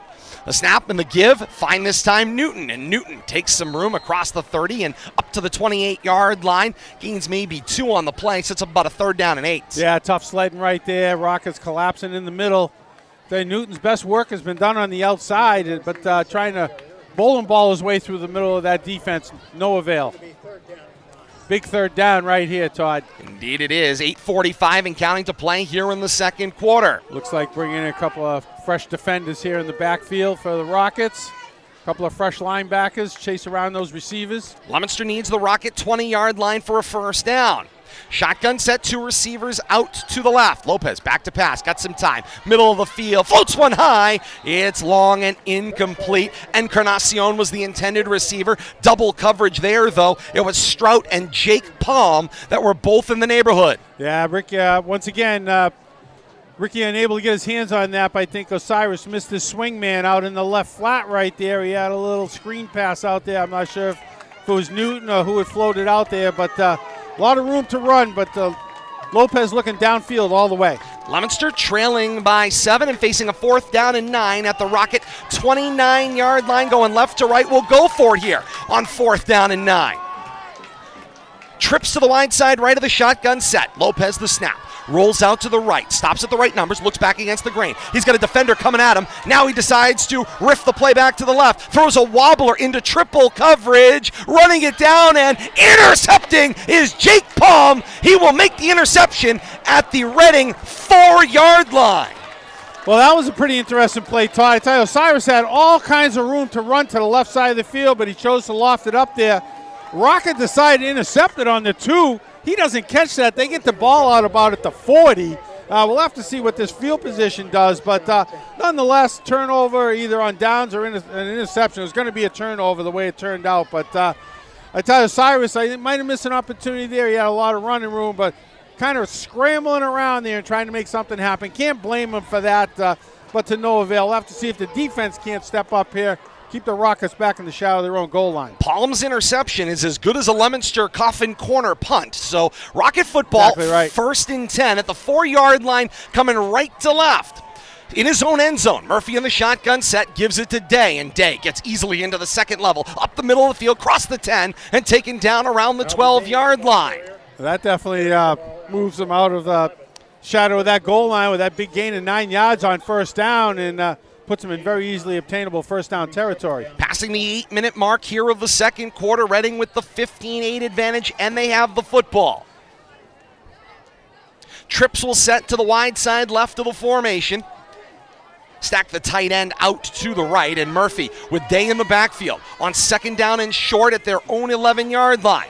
Murphy, double call for the ball, now steps up, calls one more signal. Encarnacion shows bump coverage, then sets back. The handoff is for Day. Day gets lassoed by Josh Cormier down around the 15-yard line, but it is enough for a Reading first down. Picked up about 3 on that, but they only needed 1.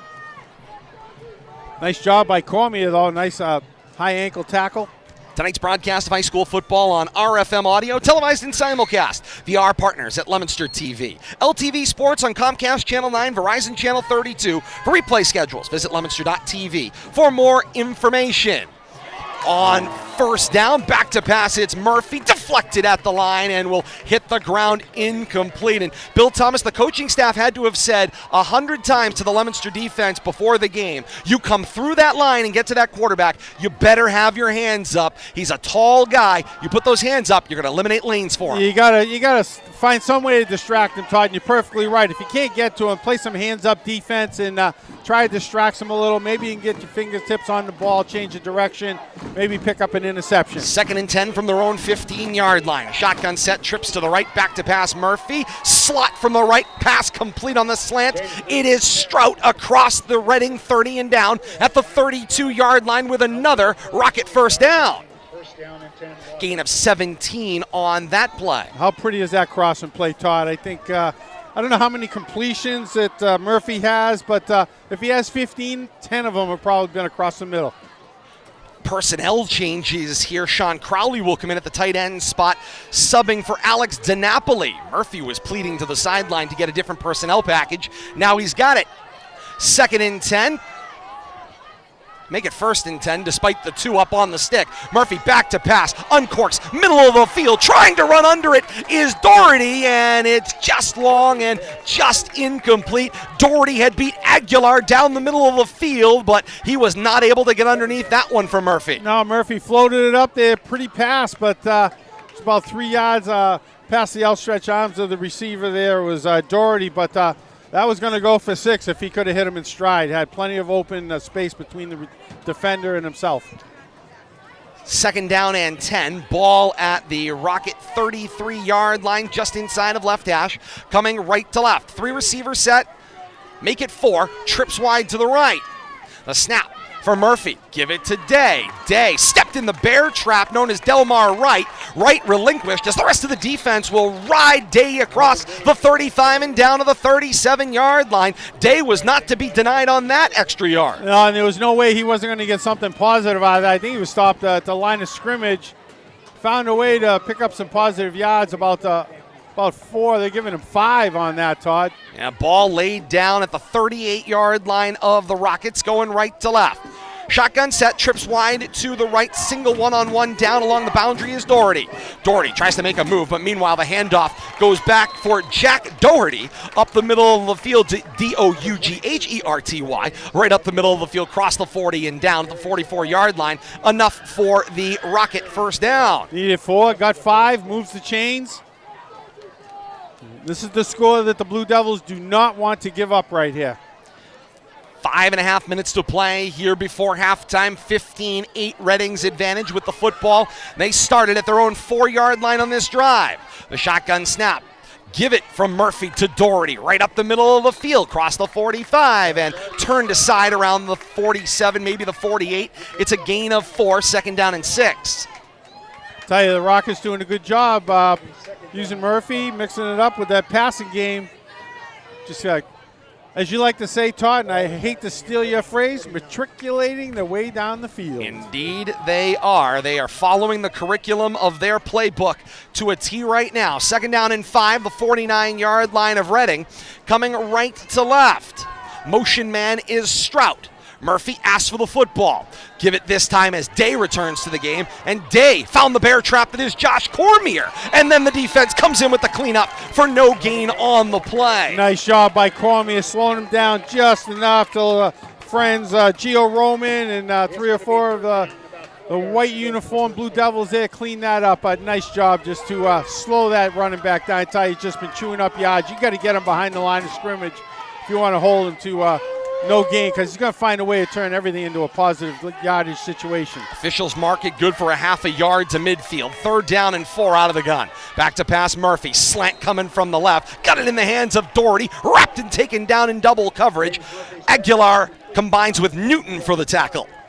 But good enough for 7 and another first down, Todd. And that's the most important headline as we pass down toward the final third of this second quarter. It feels like it could be the last drive of the half here. Blue Devils got to find a way to get that ball back, or at the very least get a turnover on downs here. 3:50 and counting to play here in the second quarter. 15-8 Reading on top of Leominster. Tight bunch trips to the right of the formation. Low snap. Murphy picks it up. Now up with it into open space. Beats the defender right. He makes it all the way to the Leominster 30 and pirouettes out of bounds with a little assist from Brian Aguilar at the 24-yard line. And it is another first down. And Coach Devin Gates has seen enough. He needs to call a timeout to stem the tide. And give his defense a rest right there. Delmar Wright had him around the ankles. But I tell you, the defense looks a little worn, Todd, here as that first half is coming to a close, and I think it came to the forefront right there on that play. 3:37 to play before halftime. Reading 15 and Leominster 8. Kate Robbins is standing by back at RFM HQ. She's got your first half stats coming up at the half, along with scores from around the region. Playoff scores, non-playoff games. She'll aggregate them all. She'll bring them to you coming up at the half. Also, we will have our impact play of the first half, as well as our mid-game adjustments. All that coming up here from Memorial Stadium in Reading tonight at the half. 3:37 to play here in the second quarter. 15-8 Reading's advantage. And you can see why, Bill Thomas. This offense is built to move. And they have all the weapons, Todd. You're right. You know, short passing game, long passing game, tall quarterback that can survey the field, and a bowling ball for a running back. From the deck, high above the playing surface here at Memorial Stadium, Todd Robbins with Bill Thomas and Kate Robbins back at RFM HQ in Leominster. A first down and 10 to go for the Rockets from the Leominster 23-yard line after the Leominster timeout. The handoff was for Day. Day will bounce it out, cross the 25-yard line, and taken down at the 23. John Ascabi coming around to get him from the backside, waiting for a little help. Nice job giving him a gain of 1 there, Todd. Bill Thomas, remember when they told us that they weren't going to use the speakers that were directly above our head? They just use them? They just turned them on. But at least they're pointed out. We'll have to see how it affects our crowd crowd mic. We just took the crowd mic out of play, so it'll be 2nd down and 9. Handoff goes inside for Doherty. Jack Doherty scampering from left, now to the middle of the field right, moving it upfield across the 10, then the 5, and taken down inside the 5 at around the 2-yard line. Gain of 20 right there, and that, I tell you, that field just opened up right there, Todd. Great blocking, and once he broke free of the line of scrimmage, cut it from left to right, and I think we're going to have a intercom problem the rest of the game. Indeed we may. It may be a challenge, but bear with. 2:35 and counting to play here in the second quarter.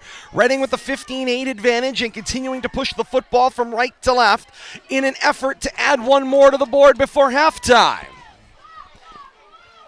Under the 2.5-minute mark. The shotgun set. Murphy the snap. Give it for Day. Murphy thinks he got it. Day says he's in, and they signal he is. It's a Reading touchdown. Both wing officials had it at the same time, Todd, and you're right. That puts another 6 on the board here as the first half is winding down. Blue Devils going to have a couple of minutes, see if they can answer. And Murphy and the offense stays on the field, getting a signal from the sideline here. It looks like they will go for 2. This is just a weird-looking setup. Yeah, and this is one of those 2-point conversions you draw up on the napkins.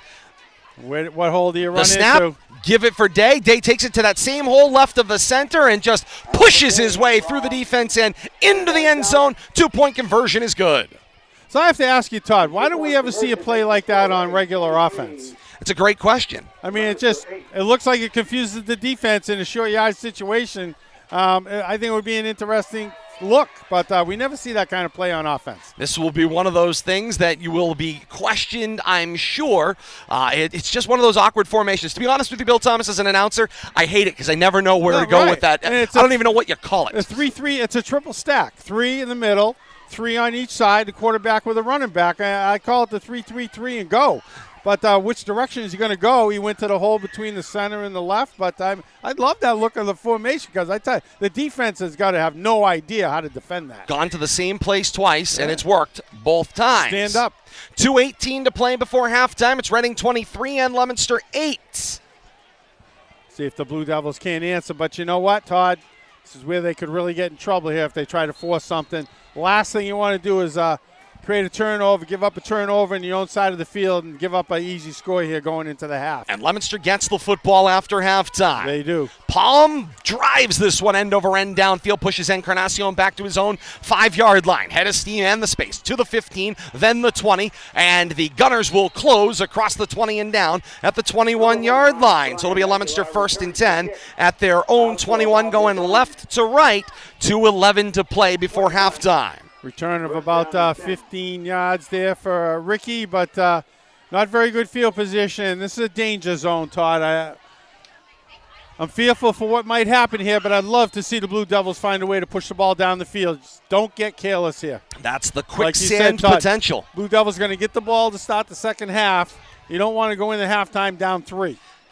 A 4-receiver set, trips wide to the right on 1st and 10 at their own 21. Lopez back to pass, got great time on the block. He'll now slide to his left, flip downfield, making the catch across midfield. It's Encarnacion, still on his feet to the 40-yard line and taken down back at the 41. Point of farthest progress will be the Rocket 40. And Bill Thomas, Lopez had all day as it was token pressure up front. Yeah, and good job to Ricky. Keep running to open space right there. Lopez looking downfield with his head up. Turn that into a 40-yard gain. Leominster working quickly. 1st and 10 from the Rocket 40. Plenty of time again. Lopez just waiting. There's a covered sack downfield, but Lopez keeps the play alive. He'll drift it out to the numbers right, still on his feet. Now tries to throw a fake cross the 40, and he's out of bounds at the Reading 38-yard line. Stops the clock 96 seconds before halftime. I don't know if you noticed that defense, Todd. Rockets only rushing 3.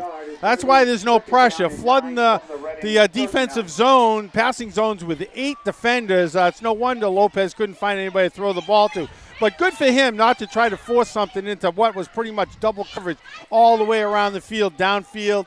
They ended up with about a yard. Wasn't a sack. 2nd and 9. It wasn't a sack. He had close to 10 seconds, I think, if you're counting back there. But yeah, Rockets only rushing 3 players. Osiris all day back there, but great coverage, staying with their men downfield for the Rockets. It was a backcourt violation in basketball. 2nd and 9, Lopez back to pass, uncorks. Encarnacion tries to adjust in the air, but a nice play made by Strout as he will knock it down incomplete. Okay. The officials closed. They thought it was an interception, but never saw the incomplete look. Yeah, the ball will hit the ground incomplete. And check it, it was 14, Jake Palm downfield in coverage. Yeah, and we didn't see that crossed arms or either one, and a little confusion right there, but Ricky just getting turned around, gave up that inside position of the defender, luckily not to have that intercepted. 3rd and 9 from the Rocket 39-yard line at right hash, 1:29 to play before halftime.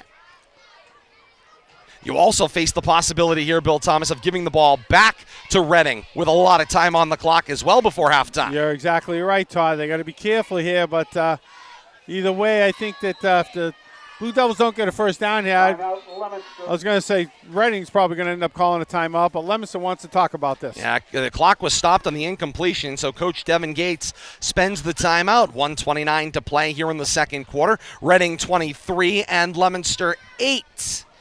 Halftime coming up here on RFM Audio with our partners at Leominster TV. We may get a performance from the Marching Rockets as well here of Reading, and here at RFM Audio and Leominster TV, you get the band. So at the half, we'll have the band performance along with Kate Robbins' first half stats, scores from around the playoffs and around the non-playoffs as well as our mid-game adjustments and our impact play of the first half. All that coming up here on the half here on RFM Audio, Leominster TV, and with our partners in delay, Tucka56radio.com and 95.1 FM, WLPZ, and WLPZ.org. 1:29 to play before halftime, 23-8. 8.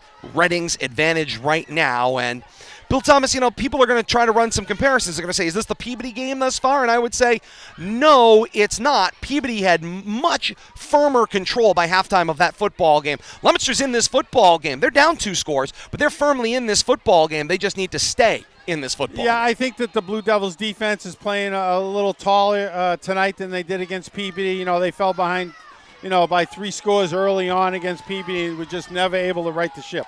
Trips tight to the boundary right. One-on-one is Aguilar out to the left. Back to pass on 3rd and 9. Lopez looks, third look, over the middle, it's Encarnacion. Makes the catch, slams on the brakes, lets a defender go by, still on his feet, across the Rocket 20, 15, outside the number sideline, 10, reach for the pylon, and in! It's Ricky Encarnacion with another E, an effort touchdown into the end zone, and puts Leominster on the board. 1:16 to play before halftime. It's a 39-yard touchdown strike. Lopez to Encarnacion. And it's Reading 23, Leominster 14, pending the point after. And he just gave me a new nickname. Ricky Effort. Ricky Effort. I like it. Ricky E. I tell you, we can't run out of enough explicitives for Ricky, but Ricky Effort right there. 1:16 to play here in the second quarter, and Leominster will go for 2. Lopez stays on the field with Encarnacion and Newton in the backfield. 3 receivers, 2 out to the left of the shotgun set. Double fake, now rolls. Encarnacion out of the backfield. Lopez finds him in the end zone. 2-point conversion is good. Great job right there by Encarnacion, just sneaking out from his backfield position, leaking across the middle, and Lopez had him all the way. Back upfield come the teams. 1:16 to play before halftime. It's Reading 23 and Leominster 16. Kate Robbins, a Leominster scoring drive before halftime. Pretty impressive 79-yard drive for the Blue Devils. It took just 4 plays, 1 minute off the clock, and it's capped with a 38-yard touchdown reception by, you guessed it, Ricky Encarnacion. 2-point conversion attempt is good. Right now, 16 points for Leominster. They're starting to keep up with this Reading Rockets offense. Indeed they are, Kate. Thank you so much. And Bill Thomas, that play, so important. Lopez went through his progressions, and it seemed like he wasn't finding what he was looking for. But he hung in there long enough, and it gave Encarnacion enough time to come open underneath the defense. Right there, those last 4 words, underneath the defense, is really what that play was all about. We've seen Osiris force the ball downfield in those situations for those 50-50 balls. Right there, he waited for the center underneath the clear. Doherty with the return from the Rocket 20-yard line, coming right to left. He'll take it across the 25 and out of bounds at the 28-yard line. Dan Thompson with a great kick, pushing them back downfield, and the Rockets will have a 1st and 10 after the return by Doherty at their own 28-yard line, going right to left. 1:10 to play here before halftime. And now, if you're Coach John Fiore and staff, Bill Thomas, you got to make a decision here. Do you push the issue here, or is 1 score good enough going to the half? Well, they're kind of in the same position the Blue Devils just were in. Do you risk it and give up one that's going to, be detrimental for your halftime planning, or do you play safe here? I don't think they're going to play safe, though. I think they're going to force the ball down the field. No reason to, and here comes an empty set, Bill Thomas. 5 receivers, trips wide to the left, 2 receivers to the right, and Murphy's back to pass on 1st and 10 in his own 28. Receiver comes open over the middle, but it's high and incomplete. Strout got a hand on it, but he couldn't reel it in. Good job right there by the defenders, kind of circling around at the last minute, but Stroud found some open ground there. If that ball was on the money, I think that was going to go for some good yardage. A little high, couldn't reel it in, and fortunately fell to the ground. Clock stopped on the incompletion. 1:05 to play before halftime. 23-16 is Reading's lead in this Week 9 playoff action, the round of 16 in Division 2. On 2nd and 10, Murphy back to pass, middle of the field, wide open Doherty across the Rocket 40 at the 43-yard line, and Ricky Encarnacion chases him down with the tackle. Caden Drinkwater out there as well. It's a gain of 15, and the clock will stop on the 1st down, and now the timeout is spent by Reading to stop the clock 57 seconds before halftime. It's Reading 23 and Leominster 16. And how successful has that been, that crossing pattern, Todd? We've seen that time and time again. That's become the Rockets' go-to play, and they've used it to perfection. I don't know why they run any other play. And what's that going to – it's going to pull the defenders in and then look for that go pattern because they're going to go over the top. And Blue Devils got to be aware of that. Leominster has run the 5-receiver set, but they haven't often had to scheme defensively against a 5-receiver set. And you can see when 5 receivers flood out into various, motions out in the field, Leominster is struggling to find all those patterns. It's where are they? Who's got who? Usually Leominster has been able to pick somebody. Maybe you double up on them. You say, okay, you're going to take out their best receiver. Now you've got single coverage against their 2, 3, 4 receiver. Now you start to make some decisions there. When you've got 5 receivers spread out in a formation, you've got a lot of choices to make. And they're running defenders out of the middle of the field, and then somebody's coming back through the middle uncovered, and that's where the success is coming from. 1st and 10 at their own 43. Back to pass. Murphy waits, comes to the line. He throws. It is knocked down, incomplete, and Murphy may have been just past the line. And by the way, the umpire got cross-body blocked off the play as well. He appears to be okay as he is up after the incompletion. Very close to Murphy throwing downfield. Well downfield there, close to the 45. But Steven Diaz in a great position for an interception, just a little high, couldn't get up off his fingertips. Any portion of the body, Bill Thomas, that's behind that line, and it favors the quarterback. Yep. Anything behind the line, it's got to be completely past the line of scrimmage on the throw.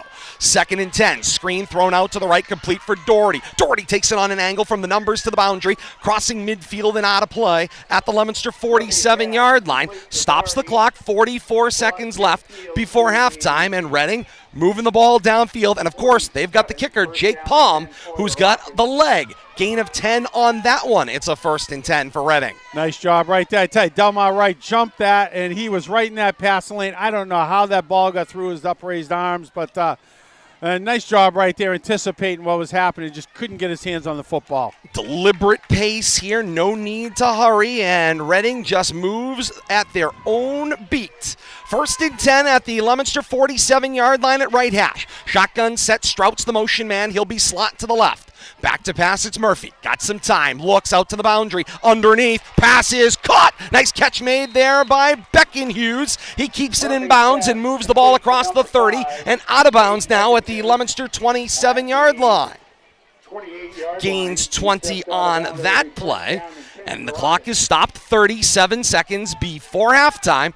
23-16 Reading's lead, and the Rockets want to add one more to the board. Yeah, and the Blue Devils continue to lose that final receiver swinging out of the backfield and coming into that open area. Somebody's got to stay home there, try to create a little zone for protection in the middle.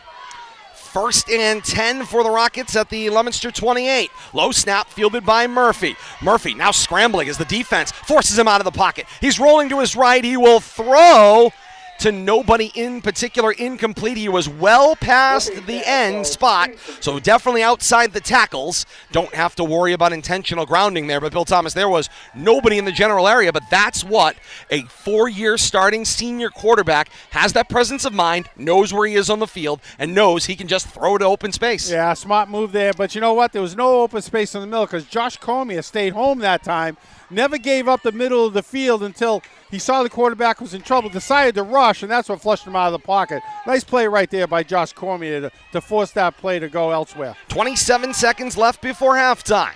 2nd down and 10 from the Leominster 28.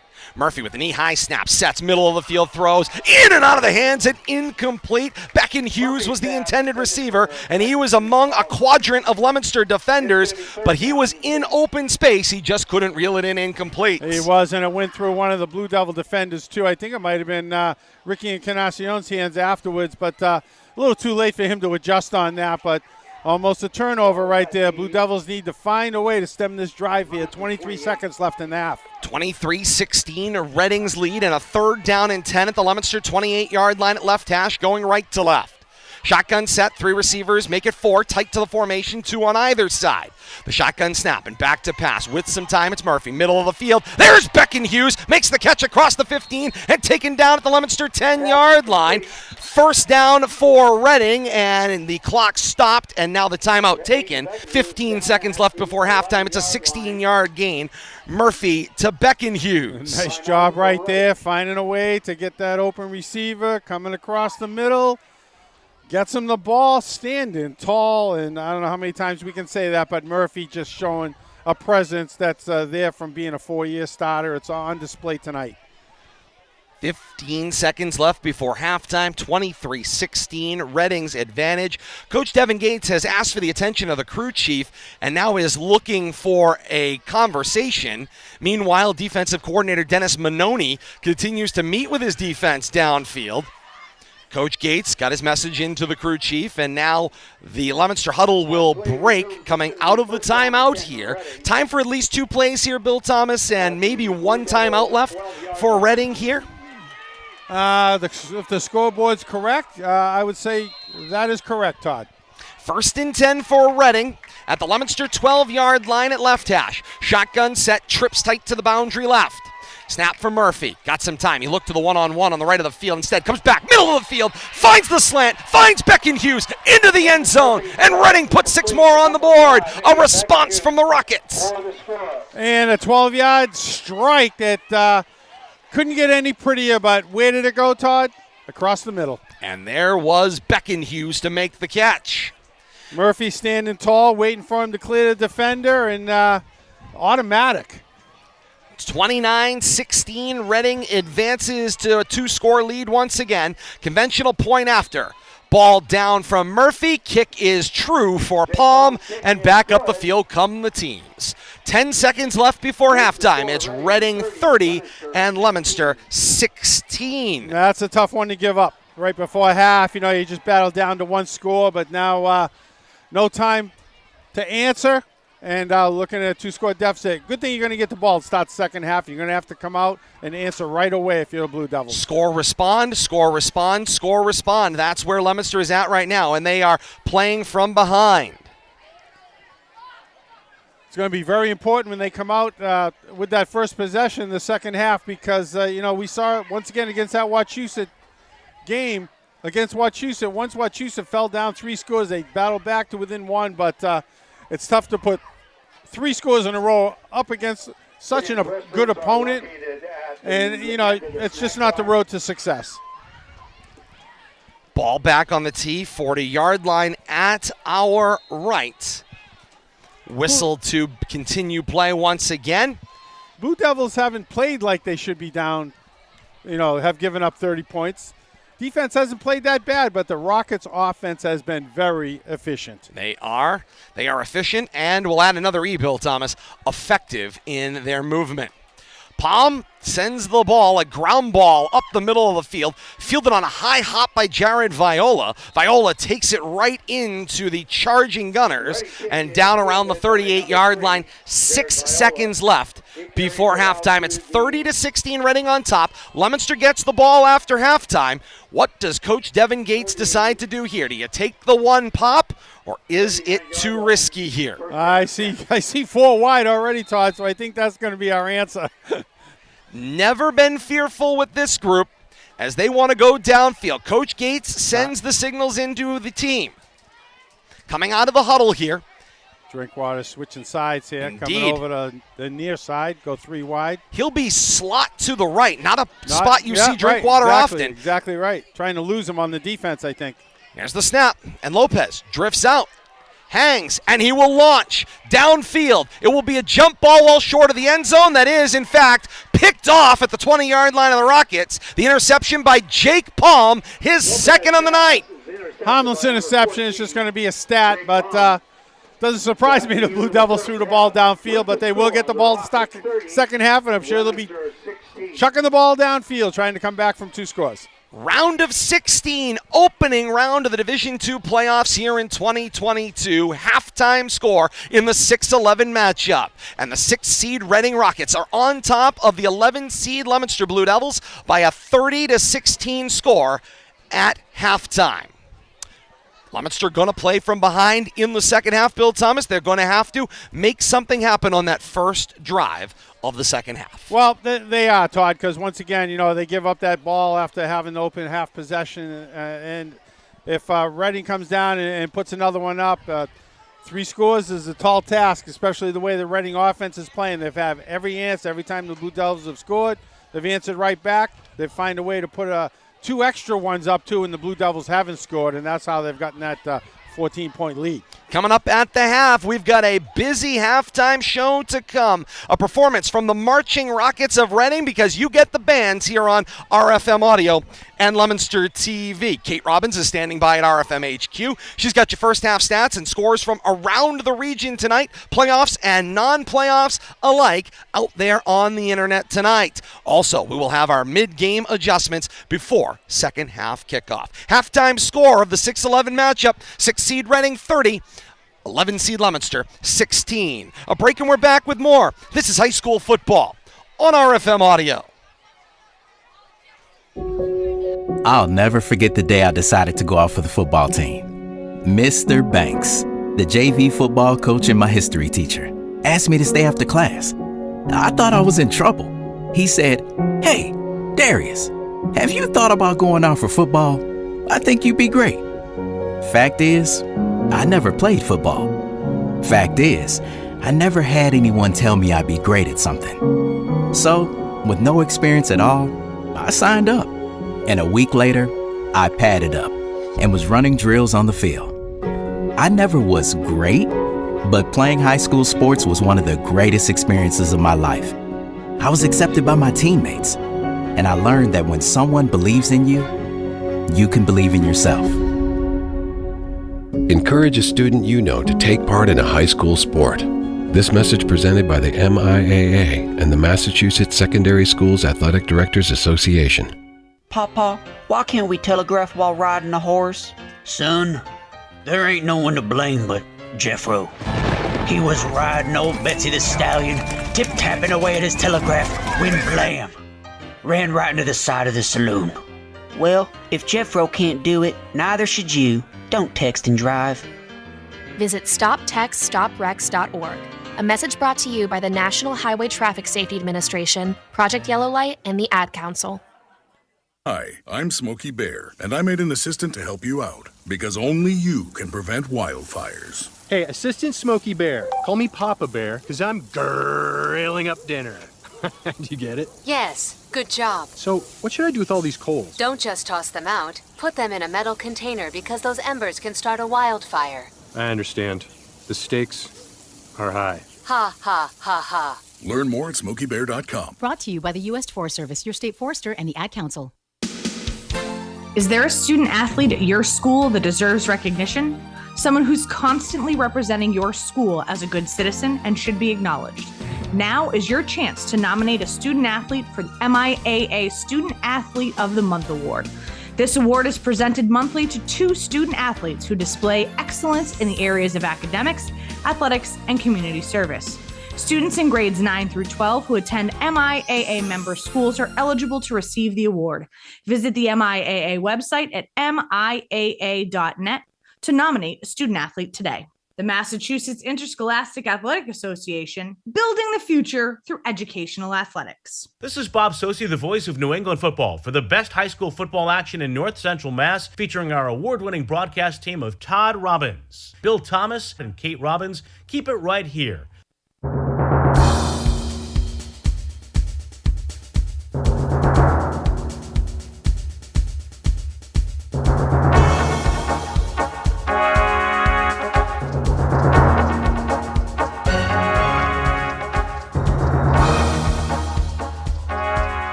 The half here on RFM Audio. Great to have you along with us. Todd Robbins, Bill Thomas, Kate Robbins, and you. Great to have you along with us here at the half.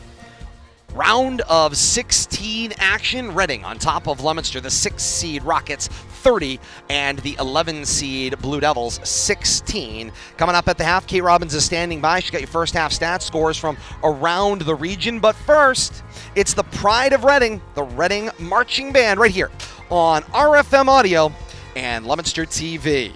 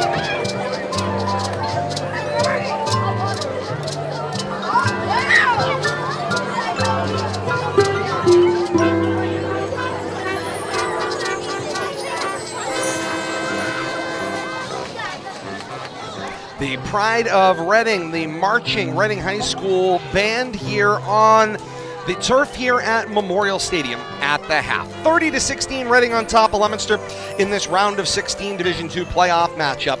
Kate Robbins is standing by back at RFM HQ. She's got your first half stats and scores from around the region. Kate? I was enjoying the halftime performance. I was as well. It's still going on. I'm still like, oh, this is amazing. I Sorry, know. all right. 3 minutes and 10 seconds, they say, before we're starting again. So I hear you. To you we go. Reading 303 yards of offense in the first half, 191 coming via the pass, 112 coming via the rush, 41 total plays on offense, no turnovers for the Rockets. For the Blue Devils, their offense, 199 total yards of offense, 147 coming via the pass, 52 coming via the rush, 21 plays on offense, 2 turnovers. Right now, the Rockets have the vast majority time of possession, 15 and a half minutes time of possession for Reading. Let's take a look quickly at individual notable statistics for the Blue Devils. Lopez, 5 of 10 passing for 147 yards. He's averaging 29.4 yards per pitch and catch. 4 of those receptions, team high 4 receptions by Ricky Encarnacion. 4 receptions, 141 total yards. 2 of his receptions were for touchdowns. He had a 58-yard touchdown reception in the first and a 38-yard touchdown reception in the second. With regard to the rushing attack right now, Makai Newton has a team-high 4 rushes. Braden Martin has a team-high 16 rushing yards. That is, of course, beyond Osiris Lopez scampering right now. He has 3 touches for 26 yards. Individual notable statistics for the Rockets right now. Murphy, 14 of 21 passing. He's completed 67% of his passes for 191 yards to 4 different receivers. Right now, Strout, 4 receptions, 63 yards. Birkenhouse, 5 receptions, 81 yards. Jesse Doherty, 4 receptions, 41 yards. Out of the backfield, Alvin Day, 11 rushes for 42 of Reading's 112 rushing yards. If we take a look at Reading's touchdown drives, 2 of them came in the first quarter, a 34-yard touchdown reception by Birkenhouse. 2-point conversion was good. Later on in the first quarter, a 1-yard touchdown rush by Ryan Strout. In the second quarter, there were a pair of touchdowns as well, a 2-yard touchdown rush by Day and a 12-yard touchdown reception by Birkenhouse. Right now, 30-16 advantage Reading over Leominster. I'm going to go right into the around the region because I know that we are getting tight on time here with the halftime. So we have second quarter score. Zavarian right now on top of Wachusett 14-7. At the half in Division IV playoff action, Bedford right now on top of South 22-0 at the half. An item of note right now, Todd and Billy, you'll want to perk up to hear this one. At the half, Peabody right now and Bishop Feenan. Number 3 Peabody right now being outscored by number 14 Bishop Feenan in Division II action 21-14. The winner of that game would be the winner of our game's opponent next week in Division II action. Other interesting actions, some Worcester Academy 40 for Portsmouth Abbey's 13. That's a final there. That's the Telegram have some fun scores now that we're in the playoffs. Right now at the half, Stoneham on top of Assabet 32-8 there. Oakmont right now on top of Sandwich 22-15. That's a fourth quarter score. That game started at 6 p.m. out in Sandwich. We have a second quarter score. Ayr Shirley right now on top of Clinton by 1, 13-12 right now your score there. Oxford right now in the Division 8 playoffs on top of Taconic, end of 1, 7-0 is the score there. In non-playoff action right now, Algonquin on top of Fitchburg 7-0. That's a first quarter score, end of first quarter score. Non-playoff action right now, Tingsboro on top of Leicester in the fourth quarter 34-14.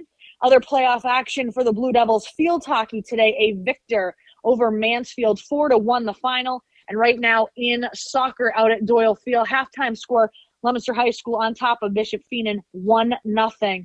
But the highlight right now, Peabody Bishop Feenan, number 3 Peabody trailing Bishop Feenan 21-14 at the half, Todd and Bill. That is quite the score there, Kate. 14 seed leading the 3 seed at halftime in Peabody. What a tangled web we weave here, Bill Thomas, of playoff action, to say the least. We can only wish and hope that we would win and Peabody would lose. But we still got a half of football to play here, Todd. Blue Devils going to get the ball here, start the second half. It's imperative that they score in this drive, or I believe it's going to be a long second half for the Blue Devil defense. No question about that, Bill Thomas. And as we get set for second half action, let's talk about mid-game adjustments. Bill Thomas, your mid-game adjustments if you were on the Leominster side of the field.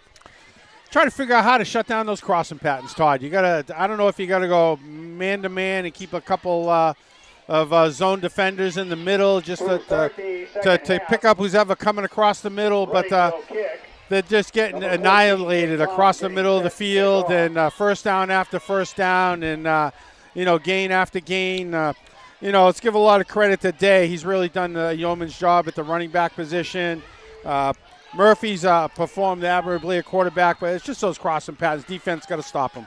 We'll get to the other side of things in a moment. Ball on the tee, 40-yard line at our right. 30-16, Reading, the 6th seed, on top of the 11 seed Leominster as we start second half action. Palm sends the kick booming downfield. End over end will be returned from the Leominster 8-yard line by Encarnacion, who gets the block set up in front of him, easily to the 30, now to midfield, cuts back across the defender, the safety valve to beat. He beats the kicker, but slowed down enough, still battling across the 25 and down across the 20 at the 15-yard line. What a run. Ricky Encarnacion. They'll mark it back to the 18, but an explosive Ricky Encarnacion comes running out of the locker room with the huge return of 67 yards. It's a 1st and 10 Leominster at the Reading 19-yard line. That is just an unbelievable way to start the second half, and I thought he was going to find a way to will his way into the end zone, Todd. Carrying everybody with him. Those spin moves slow down your forward progress a little bit. Defenders had a chance to catch up to him. 15 seconds into the third quarter, and Leominster has a 1st and 10 at the Rocket 19, going left to right here in quarter 3. Shotgun set, the snap. Lopez gives it to Newton. Newton sheds a defender, scampers it to open field, and goes into the end zone for a Leominster touchdown. Wow, what a way to start the second half. 19-yard scamper, first offensive play, and we're back to a one-score game, Todd. Out of the locker room, Leominster comes, a 67-yard kickoff return for Ricky Encarnacion. We did the math, 77, Todd. Thank you, Bill Thomas. 77-yard kickoff return for Encarnacion, and the scamper to finish it off is Newton, one play from scrimmage, and it's 30-22, Reading on top of Leominster, but Leominster on the board first here in the second half. Personnel problems on the point after. Dominic Swain has to scamper in and pick up that left side of this conventional point after. Thompson will kick left to right. Aguilar has asked for the ball 4 times. He's got it now. The ball is down, and it is knocked down, no good. Back up the field come the teams. 11:40 to play in the third quarter. It's Reading 30, Leominster 22. Bill Thomas, the question I'll have coming right out of the locker room. Should you have gone for 2 there? Everything's going in your direction. You've gone for 2 twice, and it's worked. Well, I mean, it makes you wonder, but it's still a one-score game, Todd. Only down by 8. I think, they were looking to use that momentum to get it within 6 and really change the numbers around, but I got no problem with that. Redid the math for the third time, Todd. 71-yard return for Ricky Encarnacion, a 19-yard, I believe, touchdown. I mean, whatever it was just spectacular. Yep. But I tell you, Mr. E wakes up the crowd. It is what Leominster needed coming into this second half. There is more than a pulse wearing blue and white as we start the second half. 20 seconds into the third quarter, Billy. 20 seconds, that's all we've got. Very important defensive stand right here, though, coming up for the Blue Devils. Thompson sends the ball end over end from left to right. It will be returned by Doherty from his own 15-yard line. Gets to the 20, then the 25, lassoed and taken down right where he stands at the Reading 25-yard line, maybe the 26. It'll be first down and 10 to go after a return of 27 for Reading at their own 26-yard line coming right to left. I think I might have done that wrong, Matt. 17, Todd. But one thing I did see, Jared Viola met him head on, straight up, one-on-one, and stopped him in his tracks, got some help, and that was the end of that run back. An 8-point Reading advantage is all that stands between these two teams. Not even 30 seconds into the third quarter. We're just 27 seconds into the third quarter. But here comes the first Reading offensive possession of the second half. 1st and 10 at their own 27, going right to left. The shotgun snap is for Murphy. Give it to Day. Day right into the defense. Stopped at the line. No gain. 2nd down and 10 to go. Reading wearing the home black tops, white bottoms, white socks with the black shoes. White numerals front and back on the black jersey top. The white helmet with the red face mask and the triple stripe up the middle is red, white, and black. Leominster wearing the road white tops, white bottoms trimmed in royal blue at the shoulders and the legs. Royal blue numerals front and back. The pitchfork at the nameplate and the classic Leominster. White helmet with the white face mask, single royal blue stripe up the middle. On 2nd down and a short 10. Murphy back to pass. Middle of the field. Finds Birkenhouse, but in and out of his hands, incomplete.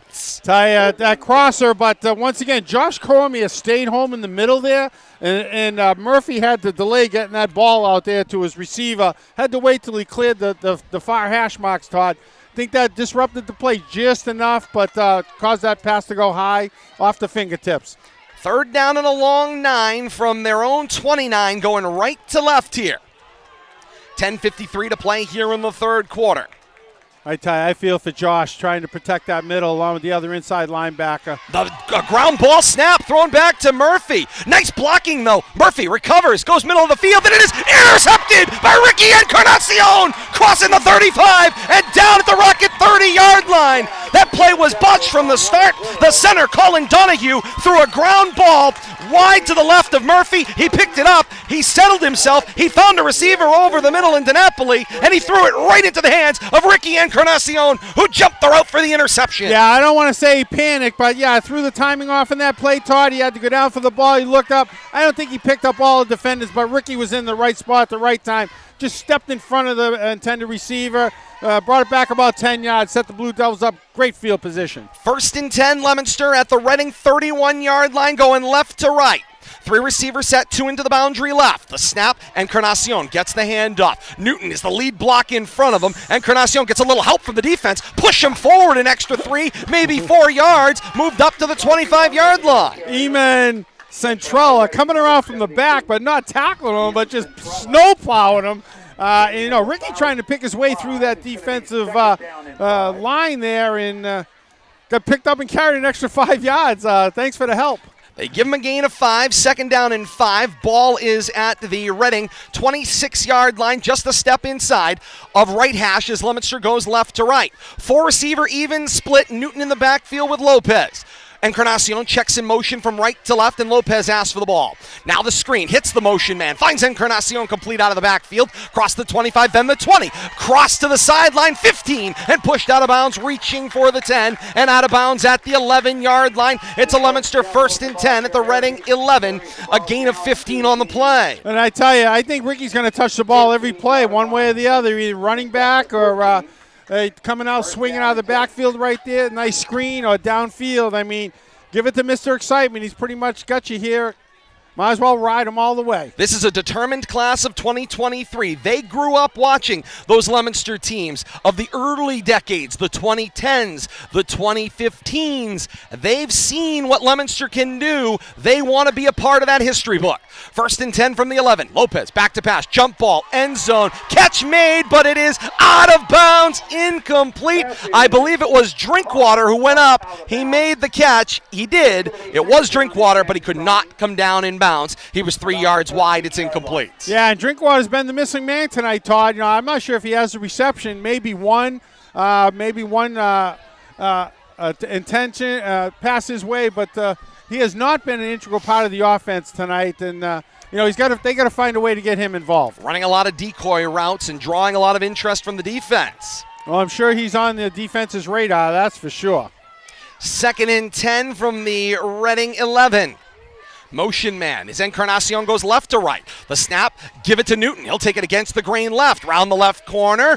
Dips a shoulder to the 10, then the 9, and the pack pushes him out of bounds at the 9.5-yard line. Looks like they're going to give him about 5 on that, Todd. All said and done. Gains 4, third down and 6. They mark him at the 10-yard line. Big play right here. Blue Devils got to find a way to get into the end zone. That ball is actually, sorry, Billy, across the 10 and at the 9, even though the stick looks like it's at the 10 from our angle. But just got to find a way to score here. Got to make this turnover pay off. On third down and 6, 4 receivers, trips wide to the right. Lopez the snap. Newton the block, the rollout to the right, and Lopez is going to tuck it. He's going to run to the right edge. He reaches for the pylon, but he stepped out of bounds before the ball clipped the pylon. He is inside the 5 at the 3-yard line. It is a Leominster first down and goal to go. He got what he needed. First down and goal for Leominster on the back of Lopez. First and goal from the Reading 3-yard line. And I'm not sure if that wasn't an intended keeper there, Todd. I didn't look like he had one read. It wasn't there, and he didn't hesitate. There was no scramble on that play right there. He had his eyes on that sideline, on that pylon, but got the first down. Didn't get the end zone. Had his eyes on it, though, Todd. Lopez in a shotgun set with Newton with him on third down and goal to go from the Reading 3. First down and goal to go from the Reading 3. Here's the snap. Fake the give, keep it himself. Lopez got hit twice. He may have given up the football at the goal line. The beanbags are out. And the officials are conversing. And it is a fumble and a Reading recovery at the goal line. Wow. Remember, there is no instant replay in high school football. We don't know if he was able to reach over, but I know Lopez is saying I think he was down by contact. I would say he was very down. He was very down. His knees were down. Everything appeared down. And they're going to give it to him. Leominster coaching staff looks at this Eastern Mass crew of officials and says, really? The 1.5-yard line is where the turnover is signaled. No, I think it's even closer. I wish we were at the other end of the 50, but looks like the ball's touching the goal line from our perspective, Todd. Leominster head coach Devin Gates is standing the numbers left, and he gets no explanation. He's talking to the back judge downfield, but was not part of the call. Yeah, the official he's talking to had nothing to do with that turnover. He wants the wing official over here, Todd, but he's not going to get him. Kate Robbins is standing by. She's got a review, Bill Thomas, from back in the studio. We'll get to that after this 1st and 10 from the 1.5-yard line. The give went inside and then gets stuffed up quickly there as Strout moved the ball out to about the 2-yard line. I'm going to go quickly to Kate back at RFM HQ. Kate, you've had a chance to run that back and forth on the DVR. What does the angle from LTV tell you? I had him breaking the plane before the knee was down and before the fumble. He broke the plane, period, end of discussion. That's a touchdown. And thank you so much, Kate. So that tells you where we stand. No review in high school football. You're not even allowed to have review on the sideline for purposes of coaching. That has been a hotly debated point by the Massachusetts High School Football Coaches Association, as, of course, most of these schools that are equipped with huddle have the ability to send that down to tablets just like you see in college and in the NFL, and the rules in Massachusetts do not allow that, nor does it allow official review. 8.5 to play here in the third quarter. Leominster has an apparent touchdown taken off the board as a fumble. And meanwhile, Reading has battled their way out to the 10-yard line. Going to bring our 4th down here, though. Todd, Reading being pretty conservative right here in the shadow of their own goal line. It's going to bring up 4th and 1. I think Reading might go for this, Todd, even though they're on their own 10-yard line. And they're going to think about stop of the clock. The officials are going to take a timeout to bring in the measurement. Oh, come on. 8:07 to play here in the third quarter. 30-22, Reading on top of Leominster. And Leominster, after coming out of the locker room, scoring a touchdown, and then following it up with an interception on the next offensive series, starting at the Reading 31-yard line, gets to the 1.5-yard line, and the officials rule a fumble and turnover. Meanwhile, review on our part shows unofficially that the ball broke the plane of the goal line before the knee came down. 4th down right here, Todd. They had to break out the index card but it fit in there, so Reading's going to punt. Ball's across the 10 at about the 10.5-yard line. Jake Palm stands about 3 yards deep in his own end zone to punt. Good snap. This one comes off the side of his foot, but it's going to take a big bounce. Check up past Encarnacion. Wow. He's going to go all the way back across midfield to the Leominster 38 to return, but he will turn it from left to right. Block set up in front of him. He's got the Leominster 45. He'd like midfield, and he'll be wrapped and taken down around the Reading 48-yard line. Close to 65 net yards on that punt with the roll, and it was going even further, but Ricky found a way to catch up to it, return it about 15, get back to the 50, but expect a much better field position out of that exchange. It'll be a 1st and 10 from midfield for Leominster. The good news, if you're following along, is that there was no harm, no foul, but there also was not 6 points that came out of that possession. So the trade-offs here, Leominster no worse off, other than they're at midfield. 7:45 to play here in the third. Defense with a huge stand on that series. 3-receiver set, Lopez in the gun. The snap, give for Newton. Newton takes it right into the middle of the defense, still on his feet, got through the initial hit and battled his way to the 47-yard line, good for 4. It will be 2nd down and 6. Blue Devils sticking with the game plan here, not panicking. It's going to be 2nd down and 7. I'm liking the body language, Bill Thomas. The initial body language after the call and the turnover concerned me, but Leominster responded. The defense comes out and makes a big play. They stop the drive. They force a punt. Leominster able to maintain field position to a certain degree at midfield, and all of a sudden the team gets behind the defense who make the play, and now the offense is back on the field with 2nd and 6. Play action fake. Lopez back to pass. Looks down the numbers left. Drinkwater. The defenders fall down. A fair catch made by Drinkwater and into the end zone for a Leominster touchdown. 2 defenders run into each other. Both of them collapse like a house of cards, leaving Drinkwater there. Easy catch, but he comes up limping there at the end, Todd. Looks like he might have pulled a hammy or something, but I mean, what a play. Palm and Doherty collided with each other and fell down. A comedy of errors, but Drinkwater makes the catch, and it's a cramp, Bill Thomas, as he'll get stretched out on the sideline. He makes what looked like, no kidding, a fair catch, and then comes back downfield and scores, and Leominster is within 2 points, 6:56 to play in the third quarter. It's Reading 30 and Leominster 28, pending the point after, and the Blue Devils will go for 2.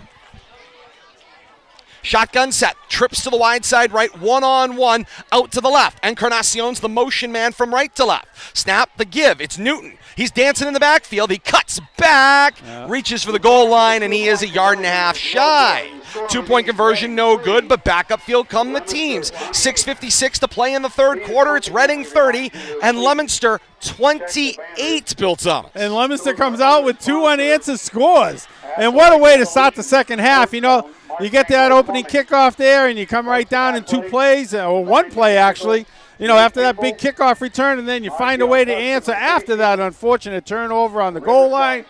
I tell you, game's a long way from over, Todd. We got a lot of football to play yet. How important does that score going to look in the box score at the end of the night? That's the question that we will see. Well, that score or the one that they didn't get, you could trade one for the other. At least they were able to answer after they held Reading down in their own end. So I think those scores are a wash, Todd, given about 3 minutes off the clock. I think we're right where we would have been 3 minutes ago. Kate Robbins is standing by at headquarters. She will have our scoring drive for Leominster in a moment. Following this kickoff, ball on the tee, 40-yard line at our left. Dan Thompson checks his line and begins the approach. He'll swing the right leg, end over end it goes, splitting straight up the middle of the hashes. It will be returned from the Reading 20-yard line. It's DiNapoli. DiNapoli gets the blocks, bounce it out to the right edge, crossing the right numbers across the 30, the 35, turns the corner there toward the 40. He's wrestled down at the 38-yard line. Kate Robbins, you've got the stats on the Leominster scoring drive. 2 plays, the drive covered 50 yards, and we know it was a 47-yard touchdown reception by Caden Drinkwater. Extra point, no good. But just as importantly, right now, out at Peabody right now trailing 35-14 now to Bishop Feenan in the third quarter. We can officially put that one on upset watch, Kate. My, oh my, the 14 seed Bishop Feenan leading the 3 seed Peabody out in Peabody tonight in that 3-14 matchup. Let's go Blue Devils. We want a home game next week. 1st and 10 from their own 38, going right to left. Here come the Rockets. An empty set. Murphy in the backfield, 5-receiver spread. Back to pass, it's Murphy. Rifles, middle of the field. It got tipped. Great play there by Viola. He wanted to bring it in, and Encarnacion made the contact, taking Doherty downfield. Nice double coverage under-over, and they were right there at the point where the ball was being delivered. Tipped the ball away, and Encarnacion was on the backside there and make sure there was no tip drill. 6:44 to play in the third quarter. Reading 30 and Leominster 28 in this. Right up on the line. 6-11 matchup. The shotgun set on 2nd and 10, and the give was for Day, and the defense for Leominster swarms and closes the door. No gain on the play, 3rd and 10. Wow, seeing a little different. I don't know if it's a different Leominster defense or a different Reading offense, but tell you, the tides have turned here early in the third quarter. They give him a half a yard on the play. It's 3rd down and a long 9. Ball is at the Reading 38-yard line. 2 receivers on either end of this shotgun set, and Murphy's back to pass. Got some time. Hangs middle of the field. Almost took the head off the umpire, but the catch was made by Jesse Doherty across midfield, and it's enough for a Reading first down, and here comes James Murphy in the Reading offense. Yeah, Drinkwater on the defense there, but couldn't get up enough. They needed 10, got 12. 1st and 10. They officially mark it at the Leominster 49.5 yard line, going right to left. A tight 3-receiver set out to the right. Murphy, play action fake, pulls it down. Flag is out. Aguilar had his hands on the back of Doherty across the 35 and down at the 32-yard line. It's pass interference is going to be the call. It will be declined, and they will take the result of the play, which is a first down for Reading. You're not going to see a pretty play at the high school level than that one right there, Todd. It was a great receiver play by Doherty, making the catch that was contested on that one for sure. He knew it. Usually a receiver will he got up with some emphasis on that reception and the first down it created. Indeed he did. 5.5 and counting to play here in the third. 30-28, Reading on top of Leominster, and the Rockets are driving here. 1st and 10, ball located at their own 36-yard line, coming right to left. The shotgun snap, give it this time for Day. Day takes it up the middle of the field, got a block, cross the 35, then the 30, and down around the 28-yard line with some open space, and you can just see James Murphy managing this situation as it moves its way down the field. The poise is incredible on this quarterback. Yeah, and sticking with that 50-50 game plan, passing and running, and Day doing a great job. Picking up 7+ on that first down play, put him in a nice manageable 2nd down and 3 situation right here, Todd. They need the Leominster 26-yard line for a first down as they continue from right to left. Shotgun set, 4-receiver even split, the snap and the give. It's Day. Day takes it angled through the A gap off to the left of the formation and battled down to the Leominster 26.5 yard line. I think it will be 3rd down, but it's going to be 3rd down and incredibly short. They mark it at the 27. He needs a full yard for the first. Yeah, Henry Mate in there on the stop and meeting Day a yard short, picked up 2, needed 3. Big play right here, but the low-hanging fruit says this is 4 down territory for the Reading Rockets, Todd. And Murphy goes under center. He sends Strout in motion. The handoff goes to the motion man, Strout. Takes it around right end. He's got first down for the Rockets, and then is wrapped and taken down across the Leominster 20 at the 19-yard line. A determined rush with the little end around from Ryan Strout. Yeah, solid 8 yards there, taken down by Ricky Encarnacion as he's making away around the right side. A one-on-one tackle. Ricky's not there. It's nothing but end zone. 4:04 and counting to play here in the third quarter. Rockets looking to expand their 2-point lead and stem the Leominster 12-point unanswered streak from halftime. Here's the snap. Back to pass. 4-receiver split. Murphy hangs in the pocket. Now steps up. Defense from behind. Gio Roman comes from out of nowhere and will ride Murphy to the ground, but Murphy gained 5 on the play, moving the ball to the Leominster 16-yard line. Yeah, did a great job finding a way to wiggle his way out of a sack right there, Todd, and make it a positive 4-yard gain, but a little loose with that football. Able to hold on to it, though, as he was taken to the ground. He's not one of the best quarterbacks in the state in this class or any other for nothing, folks. And Murphy has proved it throughout the night. He will continue to prove it as this game persists. And where's he going after this year, Todd? Brown University. Going to get an incredible education and an opportunity to play football as well. Good football, too.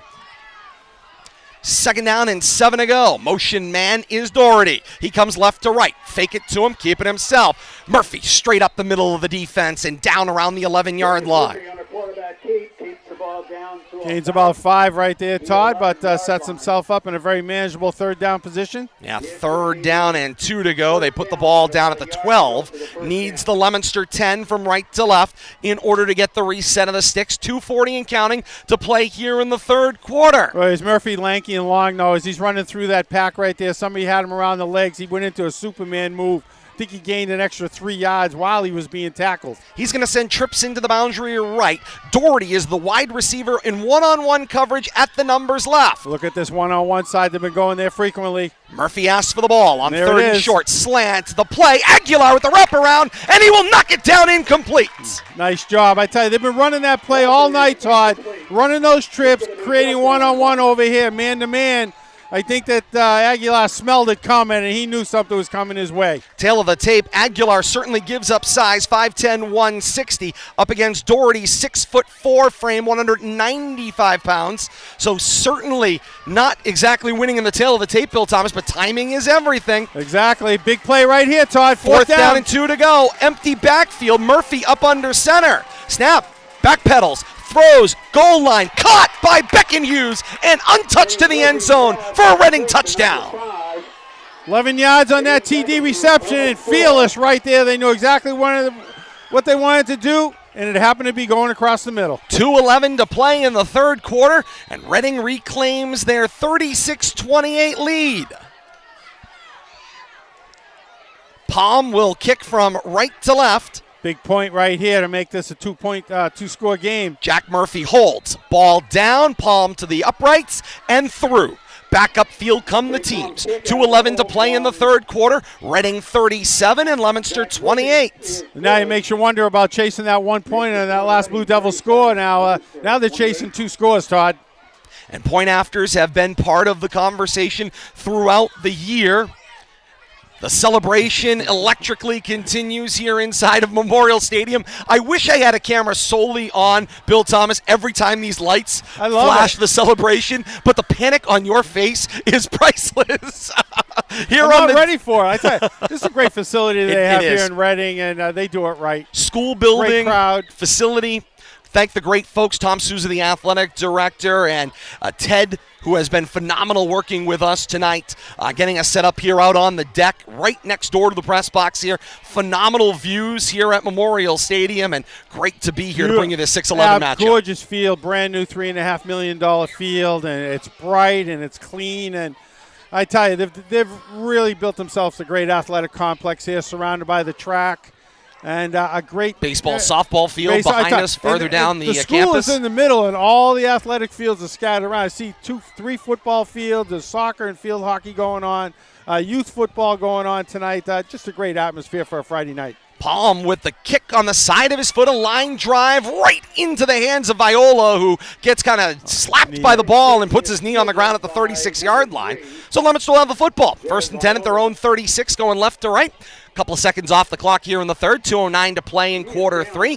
37-28, Reading's advantage. So happy to have you along with us on RFM Audio wherever you are, across the region or around the globe, streaming via YouTube, Facebook Live, or Twitch, with our live television partners, Leominster TV on Comcast or Verizon Cable, or Leominster.tv, and our radio partners in delay, 95.1 FM, WLPZ, WLPZ.org, and Tucka 56 Radio, and Tucka56Radio.com. 1st and 10 from the Leominster 35. Newton will make it out to the right edge, stretching that play to the 39, but a flag comes flying in from behind the play, and it is down at the Leominster 34-yard line in the area of offensive holding. Yeah, it's got all the makings of it, Todd, and we'll have to see how much yardage this ends up costing the Blue Devils. And it is a hold. And that is the signal. Completing that thought, Bill Thomas, our partners, RFM Audio, Leominster TV, Tucka 56 Radio, and WLPZ, are so pleased to work together to support the student-athletes and institutions as the legendary soundtrack of football in central Massachusetts and all across the region continues right here on RFM Audio. Lose 11 on that penalty, Todd. Yeah, it was a yard deep in the backfield, yes. Bring up 2nd and 21. And Leominster. Nope, I'm sorry, 1st and 21. Back across their 25 at the 24-yard line at right hash. Coming left to right. They need their own 45 for a reset and a first down. 3 receiver set, 2 tight to the boundary right, and Lopez is back to pass. Middle of the field he looks. Finds Encarnacion wide open. Stutter step at the 35, then the 40. Avoids a defender. Now spins across the 45, and he is up to the Leominster 46-yard line. And Ricky Encarnacion uses his legs and gets Leominster a first down on a gain of 22. Needed 21. Willed his way to that 15 to the 22nd yard, all on his own. Spin move. He felt that defender on his back, Todd. He spun away from him, gained another 10 yards after that. Great move by Ricky. His personal space awareness and being able to know what's around him and the ability to just move instinctively, very impressive. He has a 360 awareness for sure. The handoff on 1st and 10 is for Newton, stretching the play out to the left. Got the left corner, out to the left numbers. Now races across midfield. There's the 40, then the 35, and down just shy of the 30 at the 31-yard line. Mackay Newton with the follow-up 21-yard gain for Leominster. Wow, and you know what? Mackay starts that run out just half speed. Casually, waiting for his blockers to develop over there and just picks that slot over there in the end and just doubles the speed and turns it on. I think he catches the defender's napping, to be perfectly honest with you, Todd. And he's just got an afterburner that they don't expect. Down to the final minute here of the third quarter. Leominster chasing a 37-28 Reading advantage. Lopez back to pass. Looks into the boundary. Finds Drinkwater. Catch made there. Eludes a defender across the 25, across the 20, and down to the 18-yard line. Put Caden Drinkwater on the score sheet tonight. Nice job right there. Pick up 14 on that. And, moving the chains again. And it's good to see Drinkwater get his hands on the football and get in the stat sheet. 1st and 10, Leominster at the Rocket 19. Back to pass from the left hash. Lopez looks wide right, finds Encarnacion at the 15-yard line, makes a catch there and taken down no more. Beckenhouse there on the defense, and I think that's the first time we've seen Ricky taken down one-on-one tonight, but Beckenhouse right in his back pocket when he caught that ball. Gain of 4, 2nd and 6, ball at the 15-yard line. 20 seconds left here to the third quarter. Now the final 15. 3 receivers set. Drinkwater is one-on-one wide to the left. Lopez asks for the ball. Slant coming from the left was wide open. He missed it. He'll now tuck and run. Cross the 20 toward the 15. Sheds a defender across the 10 and out of bounds at the 9. Love that straight arm to pick up a couple extra yards right there, bringing up 3rd and short, Todd. And that's the way the third quarter will close. Through 3 quarters here at Memorial Stadium in Reading tonight in the 6-11 matchup. The 6 seed Rockets of Reading 37. The 11 seed Blue Devils of Leominster 28. Teams change ends. The all-important 4th and final quarter of regulation when we continue here on RFM Audio. Kate Robbins is back at RFM HQ. Kate, let's get a look at those stats through 3 quarters. All right, let's take a look at them, everybody. Right now, team totals. Right now, Peabody, pardon me, I'm looking at Peabody online. Right now, Reading, 386 total yards of offense, 239 of them coming via the pass. Leominster's catching up, though. They now have 365 total yards of offense, 248 of those coming via the pass. Right now, Leominster still losing the turnover battle. 3 turnovers to 1. If we take a look at individual notable statistics right now, Lopez 10 of 16 passing, 248 yards passing to 3 different receivers. Encarnacion has a team high 7 receptions for 181 of Leominster's 248 yards receiving. Mackay Newton right now team high 8 rushes for 56 of Leominster's 117 rushing yards. On the Reading side of the ball, right now, James Murphy, 28 total passing attempts. He is 16 of 25 right now. An update also out at Peabody. Right now, Peabody trailing 42-21 to Bishop Fien in the 4th quarter. Wow. A massive upset potentially in store down in Peabody, and an upset alert as we start the 4th quarter here in Reading. Play action fake. Lopez rolls out. He has to now step up in the pocket, and he is sacked in the backfield. Back across the 10 and down around the 12-yard line. It will be a 4th down. 4th down and about 3 to go, Bill Thomas. They need the Reading 9-yard line for the first down. I'm not sure what they were looking for there. They had 3rd and 1, but looking to run some kind of naked bootleg there, but left side of the PBD. I got PBD on my mind now. The Reading defense was having none of it. Dropped Lopez for a 2-yard sack. 37-28, Reading on top of Leominster. Winner gets the winner of Bishop Fien and Peabody next week at the site of the higher seed. Timeout on the field, and it is spent by Reading as they got to look at what Leominster's alignment was for this 4th down and 3 to go. Curious on if they thought Leominster was going to try to do what they did on 4th down, maybe run something into the end zone there, and they didn't like the look on defense, so they decided to readjust. A 9-point football game, Bill Thomas. And still 2 scores. This feels like an important scenario here for Leominster to score. Because it's 2 scores. That's right. I can't say it enough, Todd. It's 2 scores right now. We got to find a way to get some points on the board. Tonight's broadcast of high school football and RFM audio will be rebroadcast via our partners at 95.1 FM, WLPZ FM, and WLPZ.org. Set your dial to 95.1 FM for a weekly encore presentation of tonight's complete broadcast beginning each Saturday at noon. And while you're there, enjoy the great information, education, and entertainment for members of the community by members of the community on Leominster's owned and operated 95.1 FM, WLPZ. The great staff at WLPZ are always looking for new volunteers to expand their program offerings. For information on how you can get involved, visit WLPZ.org. Here comes Leominster on 4th down and 3 to go. 4 receivers evenly split. Ball is at the 12-yard line of Reading. The snap, the roll, the throw underneath. Finds Aguilar across the 5 and out of bounds at the 3-yard line. It's a Leominster 1st down and goal to go. Lopez finds Aguilar, and the drive continues. Picked up 10 yards right there. Great job. That might be Aguilar's first reception tonight.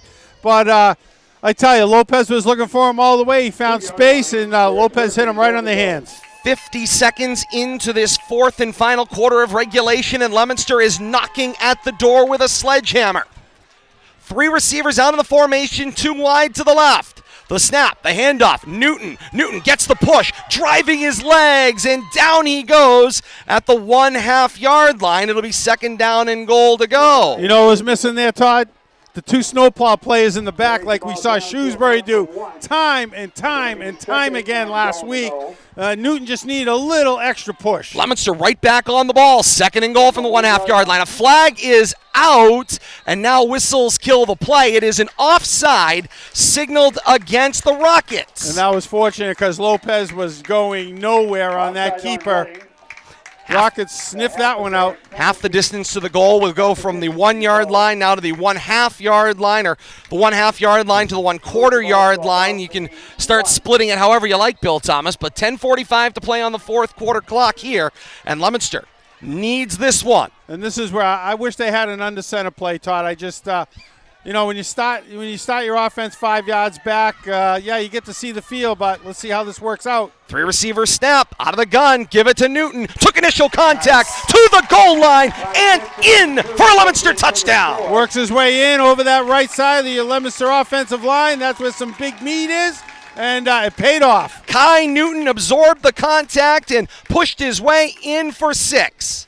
Looks like Sullivan over there helping him out lead the way, and Kendall on that right side of the offensive line, and Newton found a crack between them. Back judge converses with the wing official on the Reading sideline there, Bill Thomas, after the play. We'll keep an eye on that situation. Leominster will go for 2, trailing by 3. The snap, give it to Newton. Block set up. He'll run around the end. Got some room. Now slides through another defender. To the pylon. The arms are up. The 2-point conversion is good. 10:27 to play in the 4th quarter, and the Blue Devils are within 1. It's Reading 37 and Leominster 36. I tell you, I don't know how Newton willed his way to that pylon there, but it was blocked off with defenders in the way, and he just lowered his shoulder and found a way to knock that pylon over. Got credit for that 2-point score. Newton plows through a couple of jersey barriers to put 2 more points on the board for Leominster. Kate, you've got stats on this scoring drive that bridged 2 quarters. I certainly do. A 9-play drive. Blue Devils get 4 first downs. Obviously the big one on the 4th down play. 3 minutes, 30 seconds taken off the clock, 64 yards on that drive. It's capped by the 1-yard touchdown rush by Makai Newton. Newton with the 2-point extra point conversion is good. Right now, Blue Devils down by just 1. And the action continues. Kate Robbins back at RFM HQ in Leominster. Thank you so much for that stat on scoring drive, and keeping an eye on all the scores across the playoffs tonight. And my, oh my. Ball on the tee, 40 at our right. Thompson with the kick, end over end it will go. It will be returned by Doherty from his own 17-yard line. With a head of steam, finds some room, across his own 30, 35, and then to the 40-yard line, where finally he runs over a defender in Steve Diaz. It's a 23-yard return for Doherty, and great field position for Jack Murphy, the veteran senior quarterback, to start 1st and 10 at his own 40 going left to right. Certainly is, and we saw Reading answer last possession they had. Blue Devils did come right back down, but once again, Reading getting a chance here to turn this into a 2-score game if they can get in the end zone. Big difference at this juncture of the ball game being up 1 versus down 1. 1st and 10 from your own 40. There's the snap. Day with room up the middle of the defense across the 45 and down at their own 48-yard line. It's a gash for 7 for Alvin Day. And Day's just been chewing up yards on 1st down and setting Reading up in great 2nd down positions time and time again in their drives. They got 2nd and short. So when you get that 1st down play that gets you 5+ yards, Todd, changes your whole offensive philosophy. Indeed it does. 2nd down and 3 to go. They need midfield for a first. The motion man was DiNapoli. He gets the handoff on the end around, through 2 defenders, still on his feet across midfield and to the Leominster 48-yard line. DiNapoli just kept sliding through the defender's arm tackles. Yeah, and he was stopped about a yard short. It looked like Diaz had him over there and a couple of other defenders, but kept spinning like a top. You can't wrap your hands around, and you're able to pick up an extra 3 yards and move the chains, get the ball in the 48 on the Blue Devils side of the half of midfield. 1st and 10 at the Leominster 48-yard line going left to right. Murphy sends 4 receivers out, trips at the wide left. One-on-one is Doherty into the boundary right.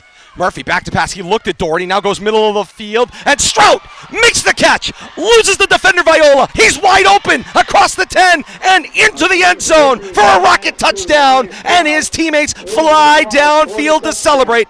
Reading reclaims an 8-point lead with a 48-yard touchdown strike. Murphy to Strout. That didn't take long, and Viola went for the bat down there instead of staying home on defense. Ended up costing him 6.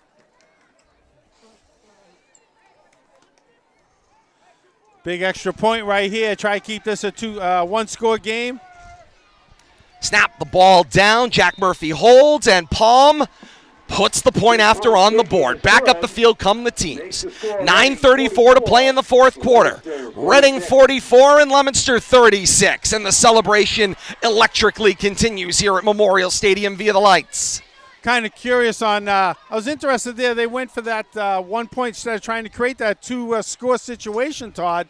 You know, Blue Devils' 2-point conversion on here has really changed the prospective outcome of the game here. Now, Blue Devils, even though they gave up that score, they're only down 1 score now. So that's a big change in strategy going forward. In offensive philosophy. Indeed it is. Leominster has been the beneficiary in this second half of an explosion of offense backed by quality defense. When you think about what this defense has been through, Bill Thomas, week in and week out and week in and week out, to be continuing to answer the bell over and over and over again and create the opportunities for the offense. Tremendous defense this year by this Leominster team. Yeah, and don't look at that 44. I mean, we're talking about an offensive juggernaut here. They've been scoring 40-plus against everybody, but they've made their stops tonight when they had to, and the Blue Devils have stayed in this game when they've gotten the ball. Season high was 55, and that was a couple of weeks back. Bounding ball up the middle of the field to the 25-yard line. Brian Aguilar on the return. Lowers his head across the 30 and gets stood up on the play right around the 33-yard line, pushing and shoving after the play. And for both teams, but particularly for Leominster, being undisciplined here could be a problem. You take a flag, stack a 15-yard back, throw off your field position. You need to make the play, get your field position, get your offense on the field, and just worry about that. Yeah, and I think the Blue Devils have done a good job not getting frustrated, especially the way the Reading offense has operated tonight, but they got a chance here to cut back into this lead, possibly tie it up here, but they got to put a drive together. 9:25 left to go here in the fourth quarter. Chasing a 44-36 Reading advantage. 3 receivers set. Encarnacion is slot to the right. The snap on 1st and 10 from their own 34 is for Newton, and Newton kind of stopped up in the middle of the defense, gains maybe a yard on the play. It'll be 2nd down and 9. Yeah, not a lot going on in that play there, but Newton continues to pound the middle of the defense, and a yard one time and 10 yards the next time. I like the philosophy. Keep softening them up. Tonight's broadcast of high school football on RFM Audio will be rebroadcast in its entirety via our partners at Tucka 56 Radio. Navigate your way to live365.com and bookmark Tucka 56 Radio for a weekly encore presentation of tonight's complete broadcast each Sunday at noon and Wednesdays at 8 p.m. RFM's Coach's Corner. On 2nd down and 9, Lopez back to pass. Play breaks down, but the delay takes it straight up the middle of the field, cross the Leominster 40 and turned aside at the Leominster 45-yard line, and it is just enough for a Leominster first down. Osiris Lopez scampers for 9 and a Leominster first down. And he took a big hit at the end of that play, Todd, but found a way to will himself another 2 yards and move the sticks. But nice job by Lopez there. Aware of the opening lanes in the middle of the field, and he needed that first down, and he got it. Tick, tick, tick goes the clock. 8.5 minutes to play here in the fourth quarter. 44-36, 6-seed Reading on top 11-seed Leominster. This round of 16. Encarnacion gets the first down, handoff on the end around, turns the end right, crossing midfield, Rocket 45 and spun down at the Rocket 39-yard line. Gain of 16 for Ricky Encarnacion, and it's a Leominster first down, and the drive continues from right to left. Yeah, moving the chains, put it into your offensive playmaker right there, and let's ride him down the field. 1st and 10 for Leominster at the Rocket 39-yard line at right hash. Shotgun set, 4 receivers split evenly in the formation. Lopez with Newton in the backfield. Drinkwater and Encarnacion are both to the right of this formation. Lopez back to pass, got some time. Now he's being chased. He will move his way back. A block develops. Lopez into open space. 40, now the 30, 25, breaks down and just sits down at the 22-yard line. Somebody is going to teach Lopez how to slide for his own whereabouts. But in the meantime, drive continues. 1st and 10 Leominster at the Rocket 22. He picked up 17, but he's like, that's enough right there. And but you're right, he's got to learn a little baseball slide right there. I hate to see him tear up a knee or an ankle, but he saw something coming that he didn't want to deal with. But smart move right there by Lopez to get down after he got that first down. Drive continues, 7:25 and counting here in the fourth quarter. Snap, back to pass. Lopez, jump ball for Drinkwater. A lot of hand checking there, and no flag comes out. Incomplete. Drinkwater he knows it. Looking, demanding the flag. And the official goes back in his face. Indeed he does. Come on. Leominster faithful doesn't like it. The official following Drinkwater all the way back to his huddle with his hand on his flag as he continues to the middle of the field. I wish Drinkwater had a flag. He should throw it on the official. That's uncalled for right there. Official stalking Drinkwater. Certainly seemed like he was intending to intimidate the freshman.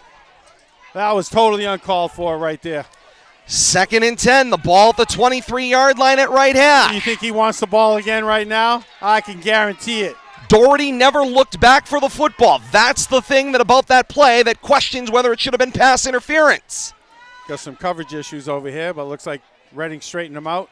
Newton will shift out in motion at the snap of the ball. Lopez getting blitzed, rolls, throws, ground ball incomplete. It was at the feet of Brian Aguilar, and Lopez was running for his life as the blitz came right through the middle of the line. Yeah, 75, and he's a big boy, 6'1", 260. Colin Donahue chased him all the way to the sideline, but good job by Lopez to have the awareness, get the ball downfield, had a receiver, threw it at his feet, but avoided the sack. Clock stops on the incompletion. 7:13 to play in the fourth quarter. 44-36, Reading's advantage. Leominster trying to put a score on the board.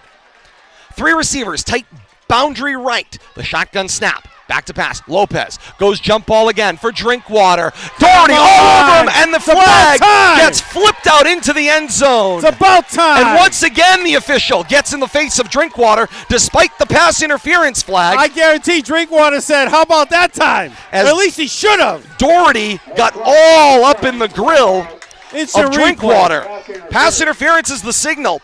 It will be a 15-yard penalty enforced from the previous spot. My, oh my, oh my. It seemed like the officiating took their time thinking about it, and finally the wing official, not the back judge downfield, and then gave the back flag. Judge, as an afterthought, and the back judge felt like he had to follow up, but there's something going on over here. 14-yard line. 7:06 to play in the fourth quarter. 44-36, 6-seeded Reading on top of 11-seeded Leominster. First and 10 for Leominster at the 12-yard line, just inside of right hash, going right to left. The shotgun snap. Give it for Encarnacion. Hole opens up. He's across the 10. Spun down at the 6-yard line. Gains 8 on the play. It'll be second down and 2 to go. Nice job right there. I tell you, Ricky's doing it all from running back to wide receiver, catching screens, and playing great defense tonight. They need the Reading 4-yard line for a first down. Looks like they changed up the defensive assignment over here a little bit. Now we still got 22 over here. Indeed. Drinkwater and Doherty. That has been a battle, and it continues. Shotgun set. 3 receivers out in the formation. The snap. Fake. Pass complete for Viola. Viola waits for the defender. Spins down at the 5, and that will gain 2 on the play, and it'll be third down and a yard to go. Getting a better look at that stick, Bill Thomas. Yeah, third and 2, I think. Toward the 3-yard line. They're giving him the 6. They took a yard away, Todd. Going to be 3rd and 3, it looks like. Yeah, moving them back. The mark is the 3.5-yard line for a first down. As we get the binoculars out, going to the far angle of the field. Leominster will snap at the Reading 6.5-yard line. Shotgun set, 3 receivers out in the formation, 2 wide to the right. Snap, give it to Encarnacion. Waits for the defenders to blow by. Encarnacion across the 5, battling up to the 3-yard line and stood up on the play. The officials walking in. They're about the 3, maybe the 2.5. This should be a Leominster first down and goal to go. No signal yet, though, Todd. The officials are... They'll place the ball down. Crew chief looks, says it's a first down and goal to go for Leominster. 5:35 to play with the clock stopped while they reset the sticks. 44-36, Reading on top of Leominster. Tell you, put it in your playmaker's hands, and he makes plays, Todd. Been doing it all night tonight. Drinkwater is going to walk out into his one-on-one coverage with Doherty. Think they're talking to each other out there, Todd? I was going to say, I think they are pen pals for the future. Viola is slot to the left. Aguilar wide to the right, Encarnacion in the backfield. The snap gets the handoff. The hole open but closed quickly. Encarnacion down to about the 2-yard line, gaining 1. Second down and goal to go at the Rocket 2. Looked like somebody got him around the ankles there, Todd, just as he went to make his cut. Gained a short yard, maybe. You got to go point by point here if you're Leominster. You've got to have the touchdown first, but you're also looking at the clock here thinking, we're under 5 minutes to play. Chances of getting the ball back are slender. That means you've got to score here, and you got to have the 2 points, Bill Thomas, to tie this football game. Or do you take your time and not leave clock? That's a great question. It's Second down and goal to go at the 2. The motion man is Encarnacion. The snap, give it to Newton. Newton runs right into a defender at the line of scrimmage. The push comes as Lopez gets in there, and then the pack falls over at the 2-yard line. I don't think Lopez is going to help much. He tried. Kind of funny watching him climbing on everybody's back, but yeah, came up short there. No gain for the most part. Yeah, third down and goal to go at the 3-yard line. Third down. We'll give him the 2, Todd. Let's get him a little closer. Put him on the 2. It is ball at the 2. Just inside of right hash, Leominster going from right to left. Under 4 minutes to play. 3:55 and counting here in the fourth quarter. 3 receivers spread out wide, 2 wide to the left. The snap, give it to Newton. Newton up the hashes, battling, churning his legs down to the 1-yard line. Big goal line stand right here by Reading. And the Rockets are imploring their bench and their cheering section to get behind their defense. It is 4th in the football game. 3.5 to play here in the fourth quarter. 4th down and goal to go from the Reading 1-yard line. 1 yard left for your season here, Bill Thomas, at least for your playoff life. Shotgun set, 3 receivers, 2 wide to the right. Encarnacion is slot to the left. The snap, give it to Newton. Newton dances back against the grain. He reaches in. He is in. It's a Leominster touchdown. Wow. Not by much, but they gave him that one on the plane. Newton reaches authoritatively and pushes that one across and into the end zone for 6 points. Now here's the play that your season's resting on right here, Todd. That one was the play. Then this is the play now. 3:11 to play in the fourth quarter. 6 seed Reading 44, 11 seed Leominster 42. Opening round of 16, down to this 2-point conversion to tie the football game, and then a defensive stand awaits Leominster once again. Have to see which playmaker they go to here. Encarnacion's in the backfield, along Joining with Newton. Steve Diaz is slot to the left. Drinkwater wide of him left. Aguilar, the single receiver, one-on-one to the right. Snap. Give it the fake. Now Diaz rolls around on the reverse. Diaz races. Pylon in. 2-point conversion is good. Wow. He was supposed to throw that to Lopez, but he wasn't open. Takes it himself. And in for 2 points. Hold the phone. 3:11 to play in the fourth quarter. 44 all. We got a new ball game, Todd. My, oh my, oh my, what a battle for this Blue Devil team. How many times this year have they been down to their final moments and they find the will to win? And once again, attention turns to the Leominster defense. They've got to keep the Rockets off the board for 3 minutes and 11 seconds. Well, they've only found the will to a tie right now, Todd. They haven't found their way to that win, but they've got the momentum, and, it's on their side. Unfortunately, Reading's getting a shot here, and we saw what they can do with short time on the clock. I think they scored in less than a minute and a half to close out the first half, so defense is turned to stand tall. Kate Robbins will have the scoring drive for Leominster in a moment. First, the ball on the tee, 40-yard line at our right. Marking off the distance is Dan Thompson. Return set up around the 17-yard line. I got to find a way to pin Reading back. Can't let him get up near midfield here. Just give him too much space to operate in. Thompson on the approach, puts the boot into it, end over end. It will be returned by Doherty over the shoulder style from his own 18-yard line. Viola tries to shed a block. Defense closes from the backside. Great backside pursuit. Memi Elias, wearing number 7, comes into the play and makes the tackle. And we saw 7 on display last week on Ricky's back, but Memi comes up with a big play tonight. Got a Blue Devil down on the field here. I can't get a slow number. To get up at the end of the play. I don't have a number yet, Todd. Trying to see what we got here. Could have just had the wind knocked out of him. Not going to speculate. No clue. 3:05 to play here in the fourth quarter in a 44-all football game. This looks like a little more, it's a lower right leg extremity. Massaging it, though, Todd. It's got the look of a cramp. They will move it here. Leominster's fantastic Hall of Fame training staff. We'll toss it back to Kate Robbins with the stats on that Leominster scoring drive while we sort out the injury. Makai Newton right now, the injury for the Blue Devils. Gentlemen, scoring drive for the Blue Devils. 66 total yards in 13 plays. They got 5 different first downs in that one. It ends with a 1-yard touchdown rush by Makai Newton. 2-point conversion is good. Right now, Leominster and Reading within 11 yards of each other for total yards of offense. That's how evenly matched this game has been tonight. An update from Peabody. Right now they're behind 49-28 in the fourth quarter. Back to you. All right, Kate, thank you so much. That is the 3-14 matchup. 3-seed Peabody, Bill Thomas, potentially on their way to losing on home field to the 14-seed Bishop Thean tonight. Big upset in the making right there, and not a lot of time left for Peabody to come back on that one. We don't have a lot of time left here, but we still got an exciting finish coming up to this ball game. Winner of that football game gets the winner of this football game. Newton is out. That means Keegan Amarasinga will step in at the linebacker spot for Leominster. 1st and 10 for the Rockets, their own 31-yard line.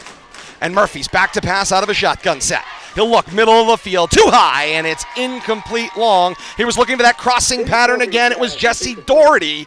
Doherty was open, but the ball too high for Murphy. Yeah, a little late there getting the ball to him. Coverage, I noticed the Blue Devils are flooding 8 back on pass defense, and just Murphy couldn't find anybody to get the ball to there. Nice job on defense, changing it up a little bit.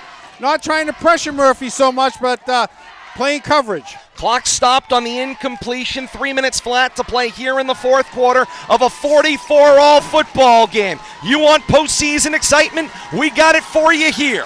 Second down and 10 at the 31. Shotgun snap. Give it to Doherty. Defense there. Ride him to the ground. Who else on that play would it be but Logan Arce, who's had a phenomenal year up front on defense, along with this Leominster front four. He wraps him up for a loss on that one, Todd. Running back doesn't even get back to the line of scrimmage.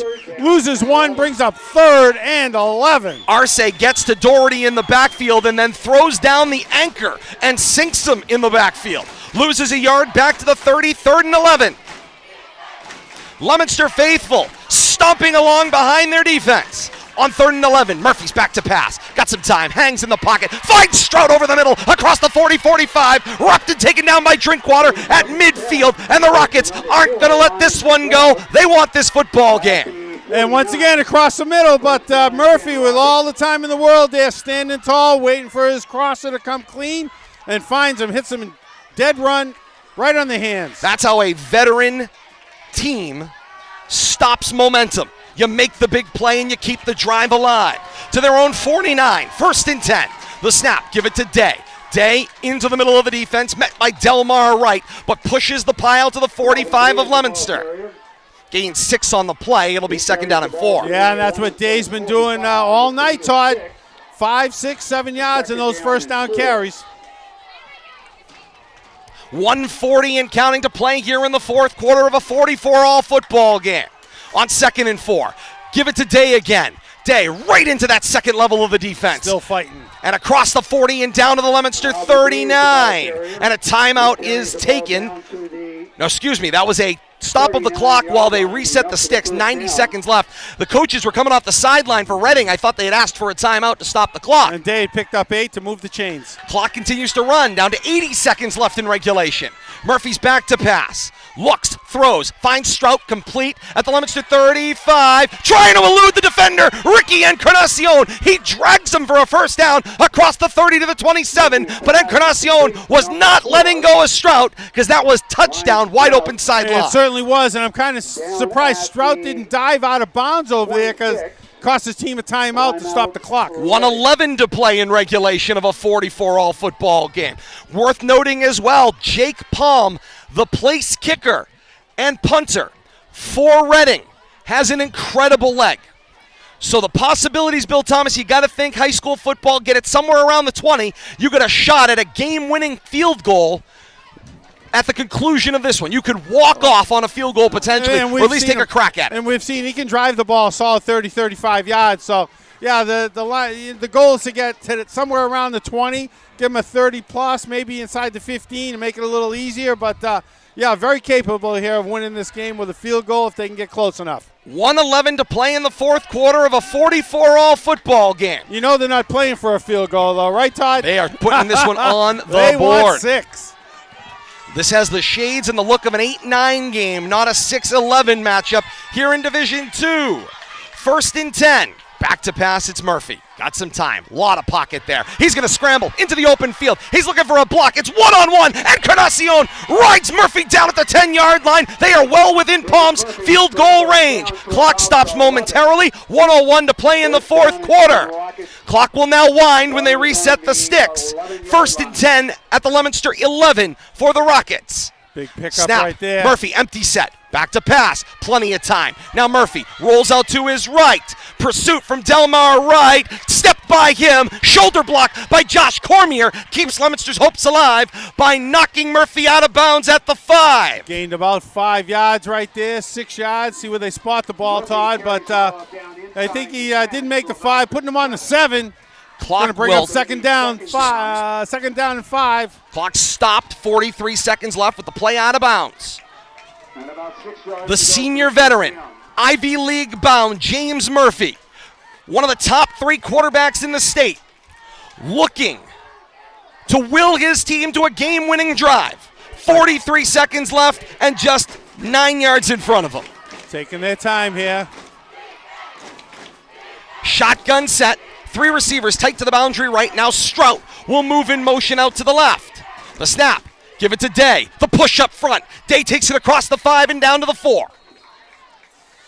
Gain of about 2 right there, Todd. Going to bring up third down. Leominster's defense has stood in the face of incredible offenses all year long, and they have stopped up that void over and over again. Backs pushed against the goal line. 25 seconds left in regulation. Murphy is pursued, throws across his body. Stroud is wide open in the end zone. It's a running touchdown. Can't stay with him all day. Coverage had it, but then it broke down as soon as the scramble started. I think we had a penalty on the play against the Blue Devils. And it was declined. And the touchdown stands. Head coach Devin Gates is apoplectic over on the sideline. A lot of pushing and shoving. I think he was looking for some offensive interference here, pushing off on the defenders while that play was developing. But nonetheless, touchdown stands. 50-44. Snap, Murphy puts the ball down and Palm clocks it through. Back up field come the teams. 16 seconds left in regulation. The celebration ensues for the Rockets toward the sideline. It's 6-seeded Reading 51, 11-seeded Leominster 44. Wow. What a football game. What a treat, Bill Thomas. We knew Reading had 2-minute drill capabilities. We saw it at the end of the first half, and they came up big again here.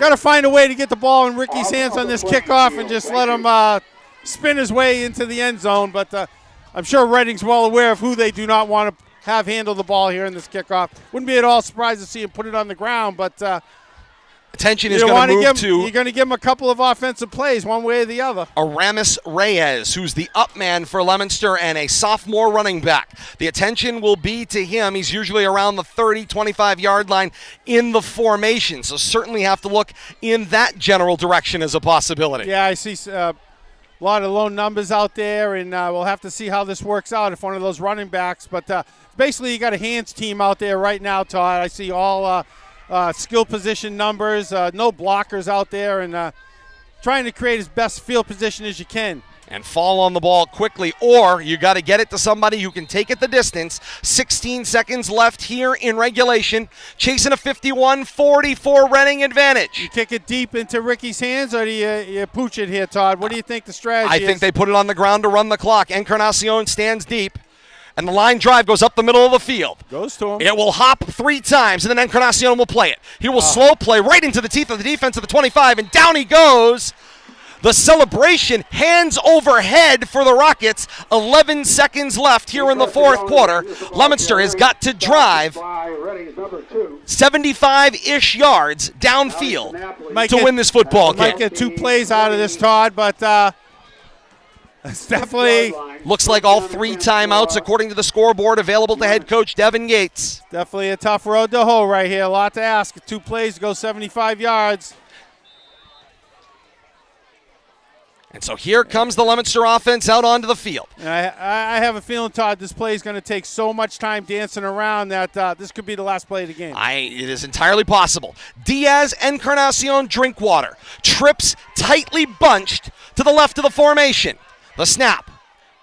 Newton out of the backfield. Throw over the middle. Lopez behind Encarnacion and incomplete. Coach Devin Gates is still in a screaming match with the wing official on his sideline. And they continue to go back and forth at one another. The official's got a flag in his pocket if he wants to quiet Devin down. No, he wants to argue with him. I mean, I don't get it. The officiating crew's baffling me in the second half. 2nd down and 10 to go.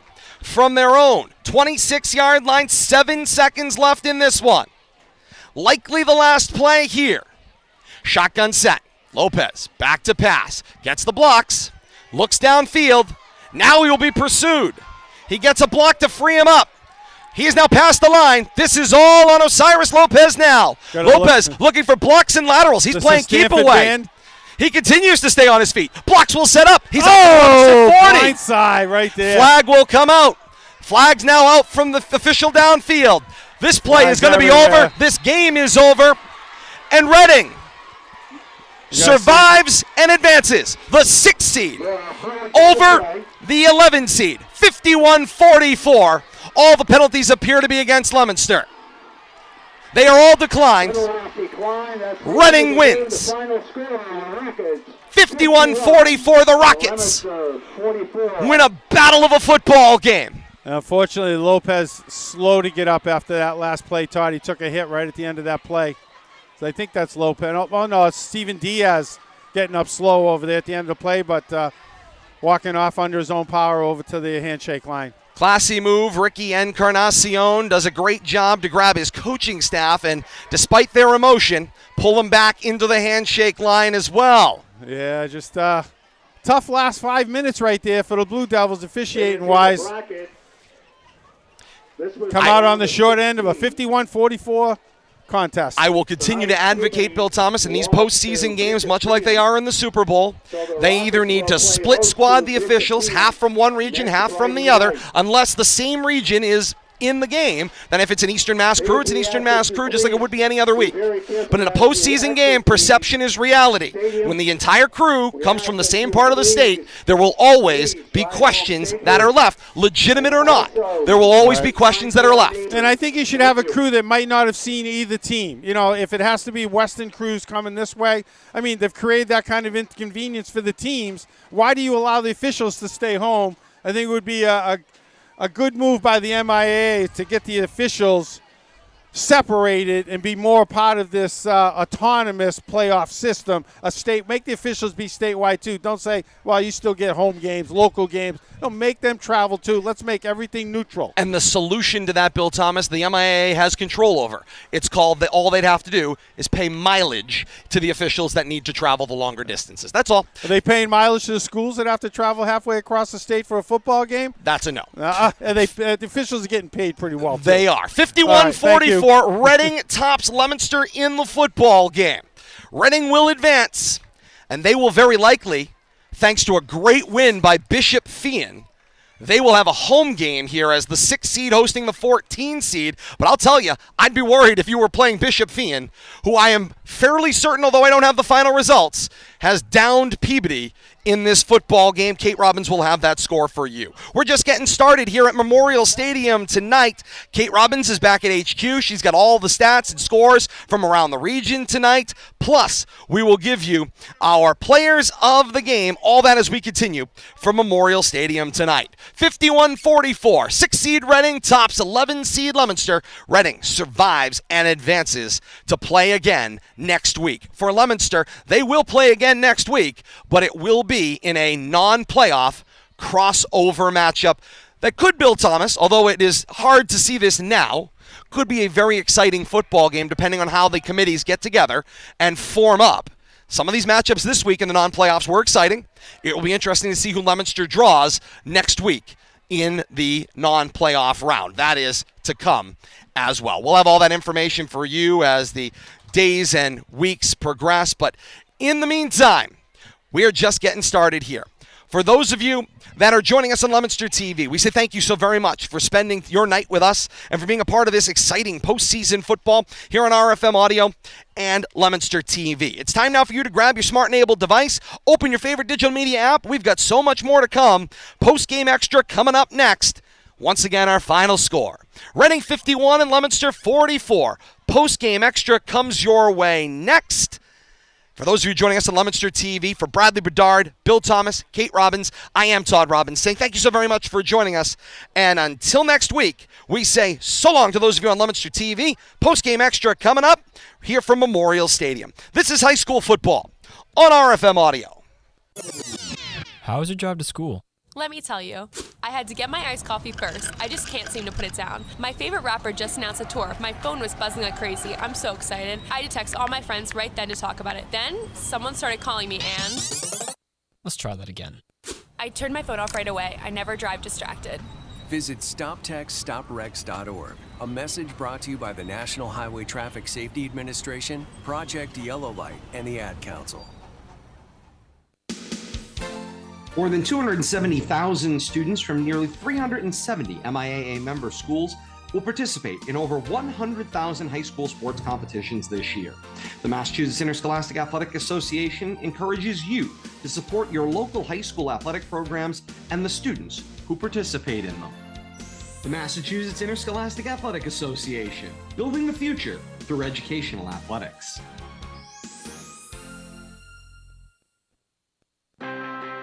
We are the NFHS. That stands for the National Federation of State High School Associations. But really, what we stand for, together with the MIAA, are the 227,000 high school sports students in Massachusetts. And so we stand. We stand for the runners, soccer and basketball players. We stand for their coaches, administrators, and officials. We stand for the swimmers, football players, and wrestlers. We stand for the golfers, softball, and volleyball players. We stand as the national leader and advocate for high school athletics and all who participate in them and make them possible. Because it is our purpose to ensure that high school students get to play, perform, and compete together. To learn more about who we are and what we stand for, visit nfhs.org. The aims, the organization, and the policies of the MIAA are based on the philosophy that interscholastic activities, although a privilege and not a right, are important parts of the educational process. They should be encouraged, directed, and supported by a statewide organization. This organization's leaders should be representative of the state's schools and promote the further development of students' health and well-being. The Massachusetts Interscholastic Athletic Association urges your support of this philosophy through your attendance at all local and state events. The MIAA and all its member institutions thank you. The Massachusetts Interscholastic Athletic Association, building the future through educational athletics. This is Bob Sosi, the voice of New England football, for the best high school football action in North Central Mass, featuring our award-winning broadcast team of Todd Robbins, Bill Thomas, and Kate Robbins. Keep it right here.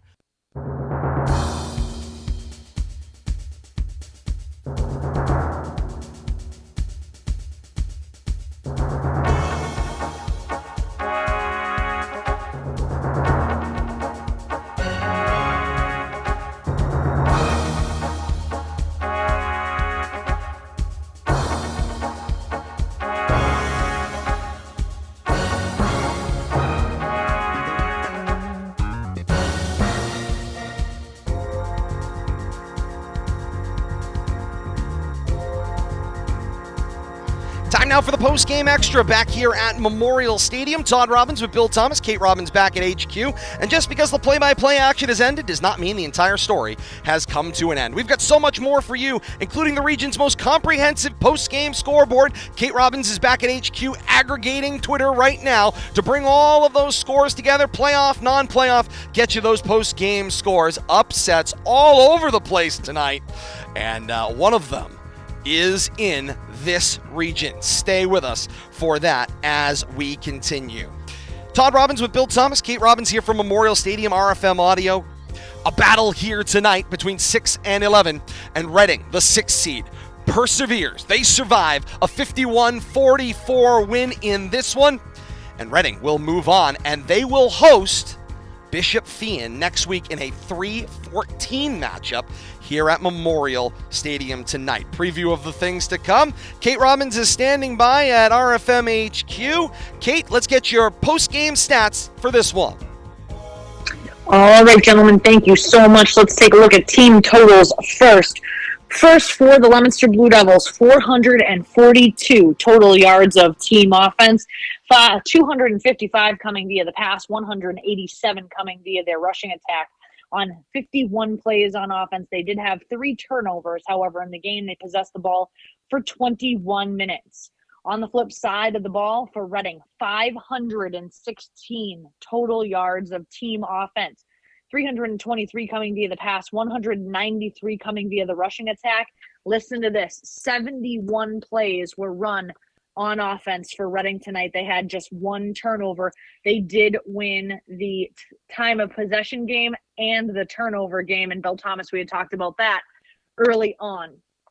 If we take a look at the touchdowns for Reading, they had 2 touchdowns in the first quarter. It was a 34-yard touchdown reception by Aiden Beckenhaus and a 1-yard touchdown rush by Ryan Strout.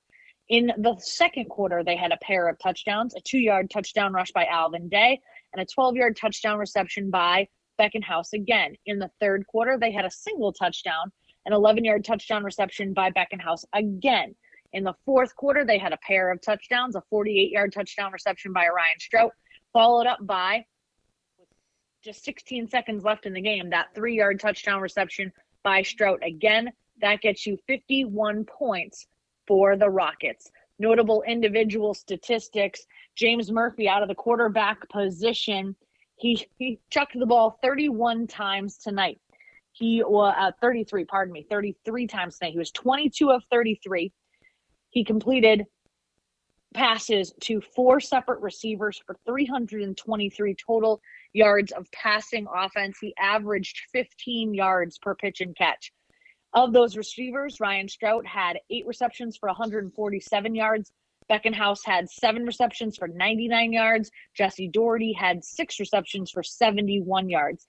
Out of the backfield, team high 19 rushes for Alvin Day, totaling 76 of the 193 rushing yards that Reading had in the game. On the flip side, for the Blue Devils, their touchdowns came as follows. They had 1 touchdown in the first. It was the 58-yard touchdown reception by Encarnacion. In the second quarter, Leominster also had a touchdown. It was a 38-yard touchdown reception to Ricky Encarnacion. In the third, Leominster came roaring back. They had a pair of touchdowns in the third quarter, a 19-yard touchdown rush by Mackay Newton, and then a 47-yard touchdown reception by Caden Drinkwater. In the fourth quarter, Leominster had a pair of touchdowns as well, a 1-yard touchdown rush by Mackay Newton, followed up by another 1-yard touchdown rush by Mackay Newton. If we take a look at notable individual statistics, Osiris Lopez from the quarterback spot, 12 of 21 passing, 255 total yards. He averaged 21.3 yards per pitch and catch. He completed 57% of his passes to 4 separate receivers. Encarnacion had a team-high 7 receptions for 181 of Leominster's 255 receiving yards. Out of the backfield, Mackay Newton had 14 rushes for 62 yards. Lopez from the quarterback spot had 9 rushes for a team-high 75 yards rushing, all combined 187 rushing yards for the Blue Devils. And that is your stat recap for the 51-44 Leominster loss here in Week 9, Round 1 of the MIAA statewide playoffs. Todd and Billy. What a night, Kate. What a night. You stay right there with us. We're going to jump right in to our game balls, awarding our player of the game. Let's acknowledge the standout performances as we pick the game ball winners, student-athlete performances that change the fortunes of their respective teams tonight. Kate, while you're there, tell me who gets your game ball tonight. One of the things that we had talked about in the pregame was about how Leominster has a lot of two-way players on their roster. And if you took a look at Reading's, they don't necessarily have quite as many. So although defense was certainly at a premium, I want to applaud the two-way players for Leominster who were out there. And they were just all over the field all night long, and that was an exercise in just exercise all night. So my tip of the cap goes to all the two-way players for Leominster and the amazing job that they did keeping this Blue Devil football team in this game, because on the flip side, not a lot of two-way players on the opposition. No question about that, Kate, and that's been the case all year long, this Leominster team. I mean, you've got three-way players, right? You've got Ricky Encarnacion. You've got Mackay Newton there, injured on a special teams play in the closing moments of this one. Was able to get back out there for the final play of the football game, but more of a decoy than anything else. I mean, 2- and 3-way players have played a huge role for Leominster in this season. Bill Thomas, your game ball. Well, I got to tell you, just the offensive output by both teams tonight, it makes it hard to pick somebody on the offensive side of the ball. But, I'm looking at the winning team, and you can't discount what James Murphy did time and time again. Quarterback for Reading, standing tall. I think Kate said he was 22 for 33. But just the third down proficiency that he was able to show on offense, whether it was passing the ball for a first down off a third down or even a fourth down play. I think they had a touchdown off a fourth down conversion. But him just standing tall in the pocket, waiting for his receivers to clear, looking in the middle of the field and never really giving up on his progressions, and then finding that open receiver. And, just had a tremendous night offensively. It's what we used to see Osiris Lopez do with his receivers, and we saw it on the other side of the ball tonight with James Murphy for Reading. And, he's going to do well. I think Brown's getting themselves a nice player, and they're going to be happy to have him running the team in a year or two. You can see that coming. He's got everything, all the tools, including the size, which we've seen skilled players. But when you have size at quarterback, that puts you in that extra level category. He showed how you can use that size tonight with size and patience. So James Murphy for Reading's going to get a game ball tonight. And I am pleased to get the opportunity to award my game ball to Ricky Encarnacion tonight. He was the all-everything for Leominster tonight. He was my everywhere he needed to Todd, be. But he was the all. He was where Leominster needed to be. That's what a senior leader does when facing down elimination. You take the team on your back. And let's face it, first half of action, Leominster didn't play poorly. They didn't play phenomenally well either. They underperformed their skill level. But in the second half, literally running out of, they didn't even get to go to the locker room. They were standing over here on the track, literally came running back out onto the field. And from the opening kickoff of the second half, Ricky Encarnacion said, "Come on, boys, come along with me." And here we go. And got this Leominster team back into this football game, got them within 1 point at a point in this football game, got them to a tie in this football game, and then came up one defensive stop short of winning the football game. Well, I didn't think we'd come up with a stronger adjective, but he became Ricky Effort tonight. His effort was unmatched, and I can't agree more, Todd. And I had a feeling you were going that way. I didn't want to go homer for all three game balls. Had to give a little love to the winning side, but yeah, Ricky deserves all the accolades that he's got, not just from us, but the newspaper articles have been written about him, and just the team leader that he is, the way the coaches speak so highly about him. But he's not the only senior on the team, but he has definitely risen above this crop of seniors to be that leader of the senior class. And it's great to see that somebody stepped up, and he deserves everything that's gone his way. And it's great to see. It's great to see that he's had such a great season as a senior. We were talking about where's he going? Has he made it? I know he was he has not made a decision. Schools. He has not made a decision yet. Publicly he has only acknowledged one offer. A couple of offers. And that's been about it. Curry College was the offer. I got to tell you, there's a lot of Division I and Division II schools who are overlooking Ricky Encarnacion. Who could use a player like that. I graduated from two of them that could use a player like that. Syracuse, Cincinnati. Notre Dame handled them pretty handily the other night. Certainly could use a player like Ricky Encarnacion for no other reason other than the heartbeat that kid brings to a football game. Absolutely. He elevates the people around him by his effort being contagious. And the cool, calm nature of Ricky Encarnacion. I was down on the field. I was waiting to do my pregame interview, and he just trotted by me, and he just looked at me, and he smiled, and he winked, and then kept running along. Doesn't have to say anything, just saying hello and keep running right along. But it just told me how locked into this football game he was, how badly he wanted this football game. And this performance doesn't surprise me. From the wink all the way to the end, a couple more minutes, and maybe he gets himself a win in this football game. Yeah, absolutely. Unfortunately, Reading did a great job running those last, 4 minutes or 2 minutes, whatever it was, off the clock down to 40. I think they had about 4 minutes, 4.5 minutes when they got the ball in that last drive, and ran it down and scored with six. Textbook drive to end the game and to not let the other team have that last possession, because you give Leominster a minute or more, we could still be playing. But Reading did everything they needed to on that last drive and didn't let the Leominster offense back on the field where they could do damage. And Reading survives and advances. 6 seed over 11 seed, 51-44. Reading tops Leominster, and they will move on. Who do they play? Well, thanks to an upset on the other side of this pod, Kate, they get to come right back home. Kate Robbins got the most comprehensive post-game scoreboard coming up right now for you. Kate, take us through playoffs and non-playoffs. Who's going where and when next week? All right. As we discussed, 49-28 the final. Bishop Fien over Peabody. Again, that's a 14 seed over a 3 seed in Division 2. So big upset there. Bishop Fien a winner. 49-28 there. Before we get to more football scores, out at Doyle Field tonight in Leominster, playoff action. Field hockey earlier tonight. Leominster a victor over Mansfield 4-1 the final. In soccer, Leominster squeaks out a close victory over Bishop Fien. Oddly enough, Leominster a victor 2-1 over Bishop Fien in soccer today out at Doyle Field as well. All right. Now back to football. The around the region, we have all sorts of scores coming in for you. In Division I playoff action, we've got finals. This is a fun one. Springfield Central of Victor over Shrewsbury, 60-14. 6-0 to 14, your final there. Yes. That's brutal. Zavarian, a Victor over Wachusett. This one was closer, 45-29, your final. Zavarian over Wachusett. So goodbye Central Mass in Division I playoff action. Swipe.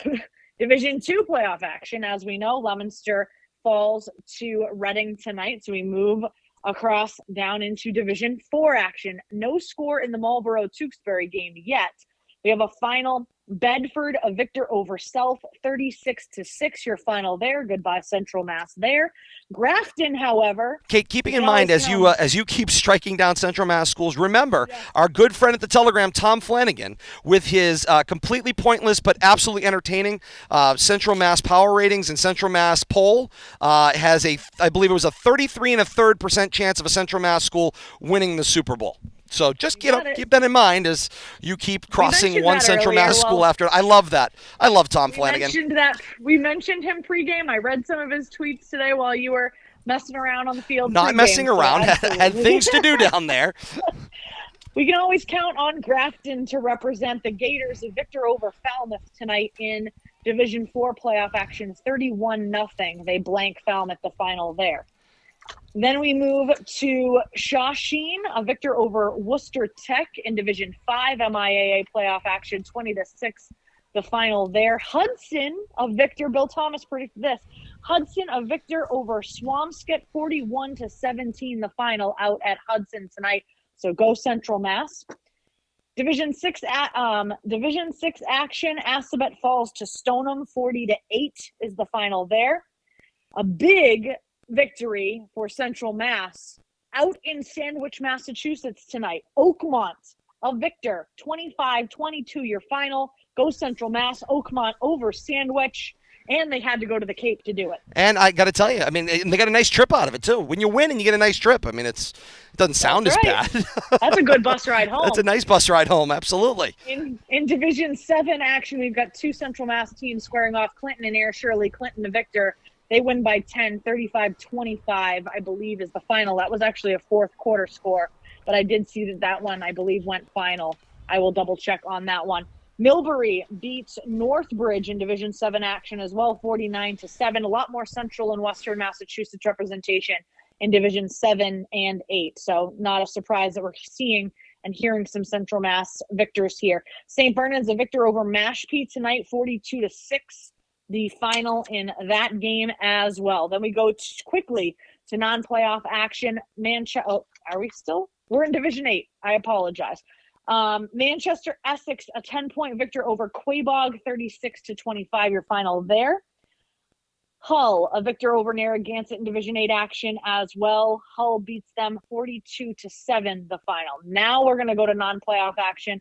St. John's beats Haverhill tonight, 27-7. Blackstone Millville Hopedale, a victor over Southbridge, 28-0. Doherty beats Westboro tonight in non-playoff action, 40-13. Fitchburg, a 1-point victor over Algonquin, 21-20, the final out in Northborough tonight. And that was a comeback, Kate, if I'm not mistaken. We had a halftime score there, and Fitchburg was trailing in that football game. You are absolutely correct. Third win on the year for the Red Raiders. You got that right.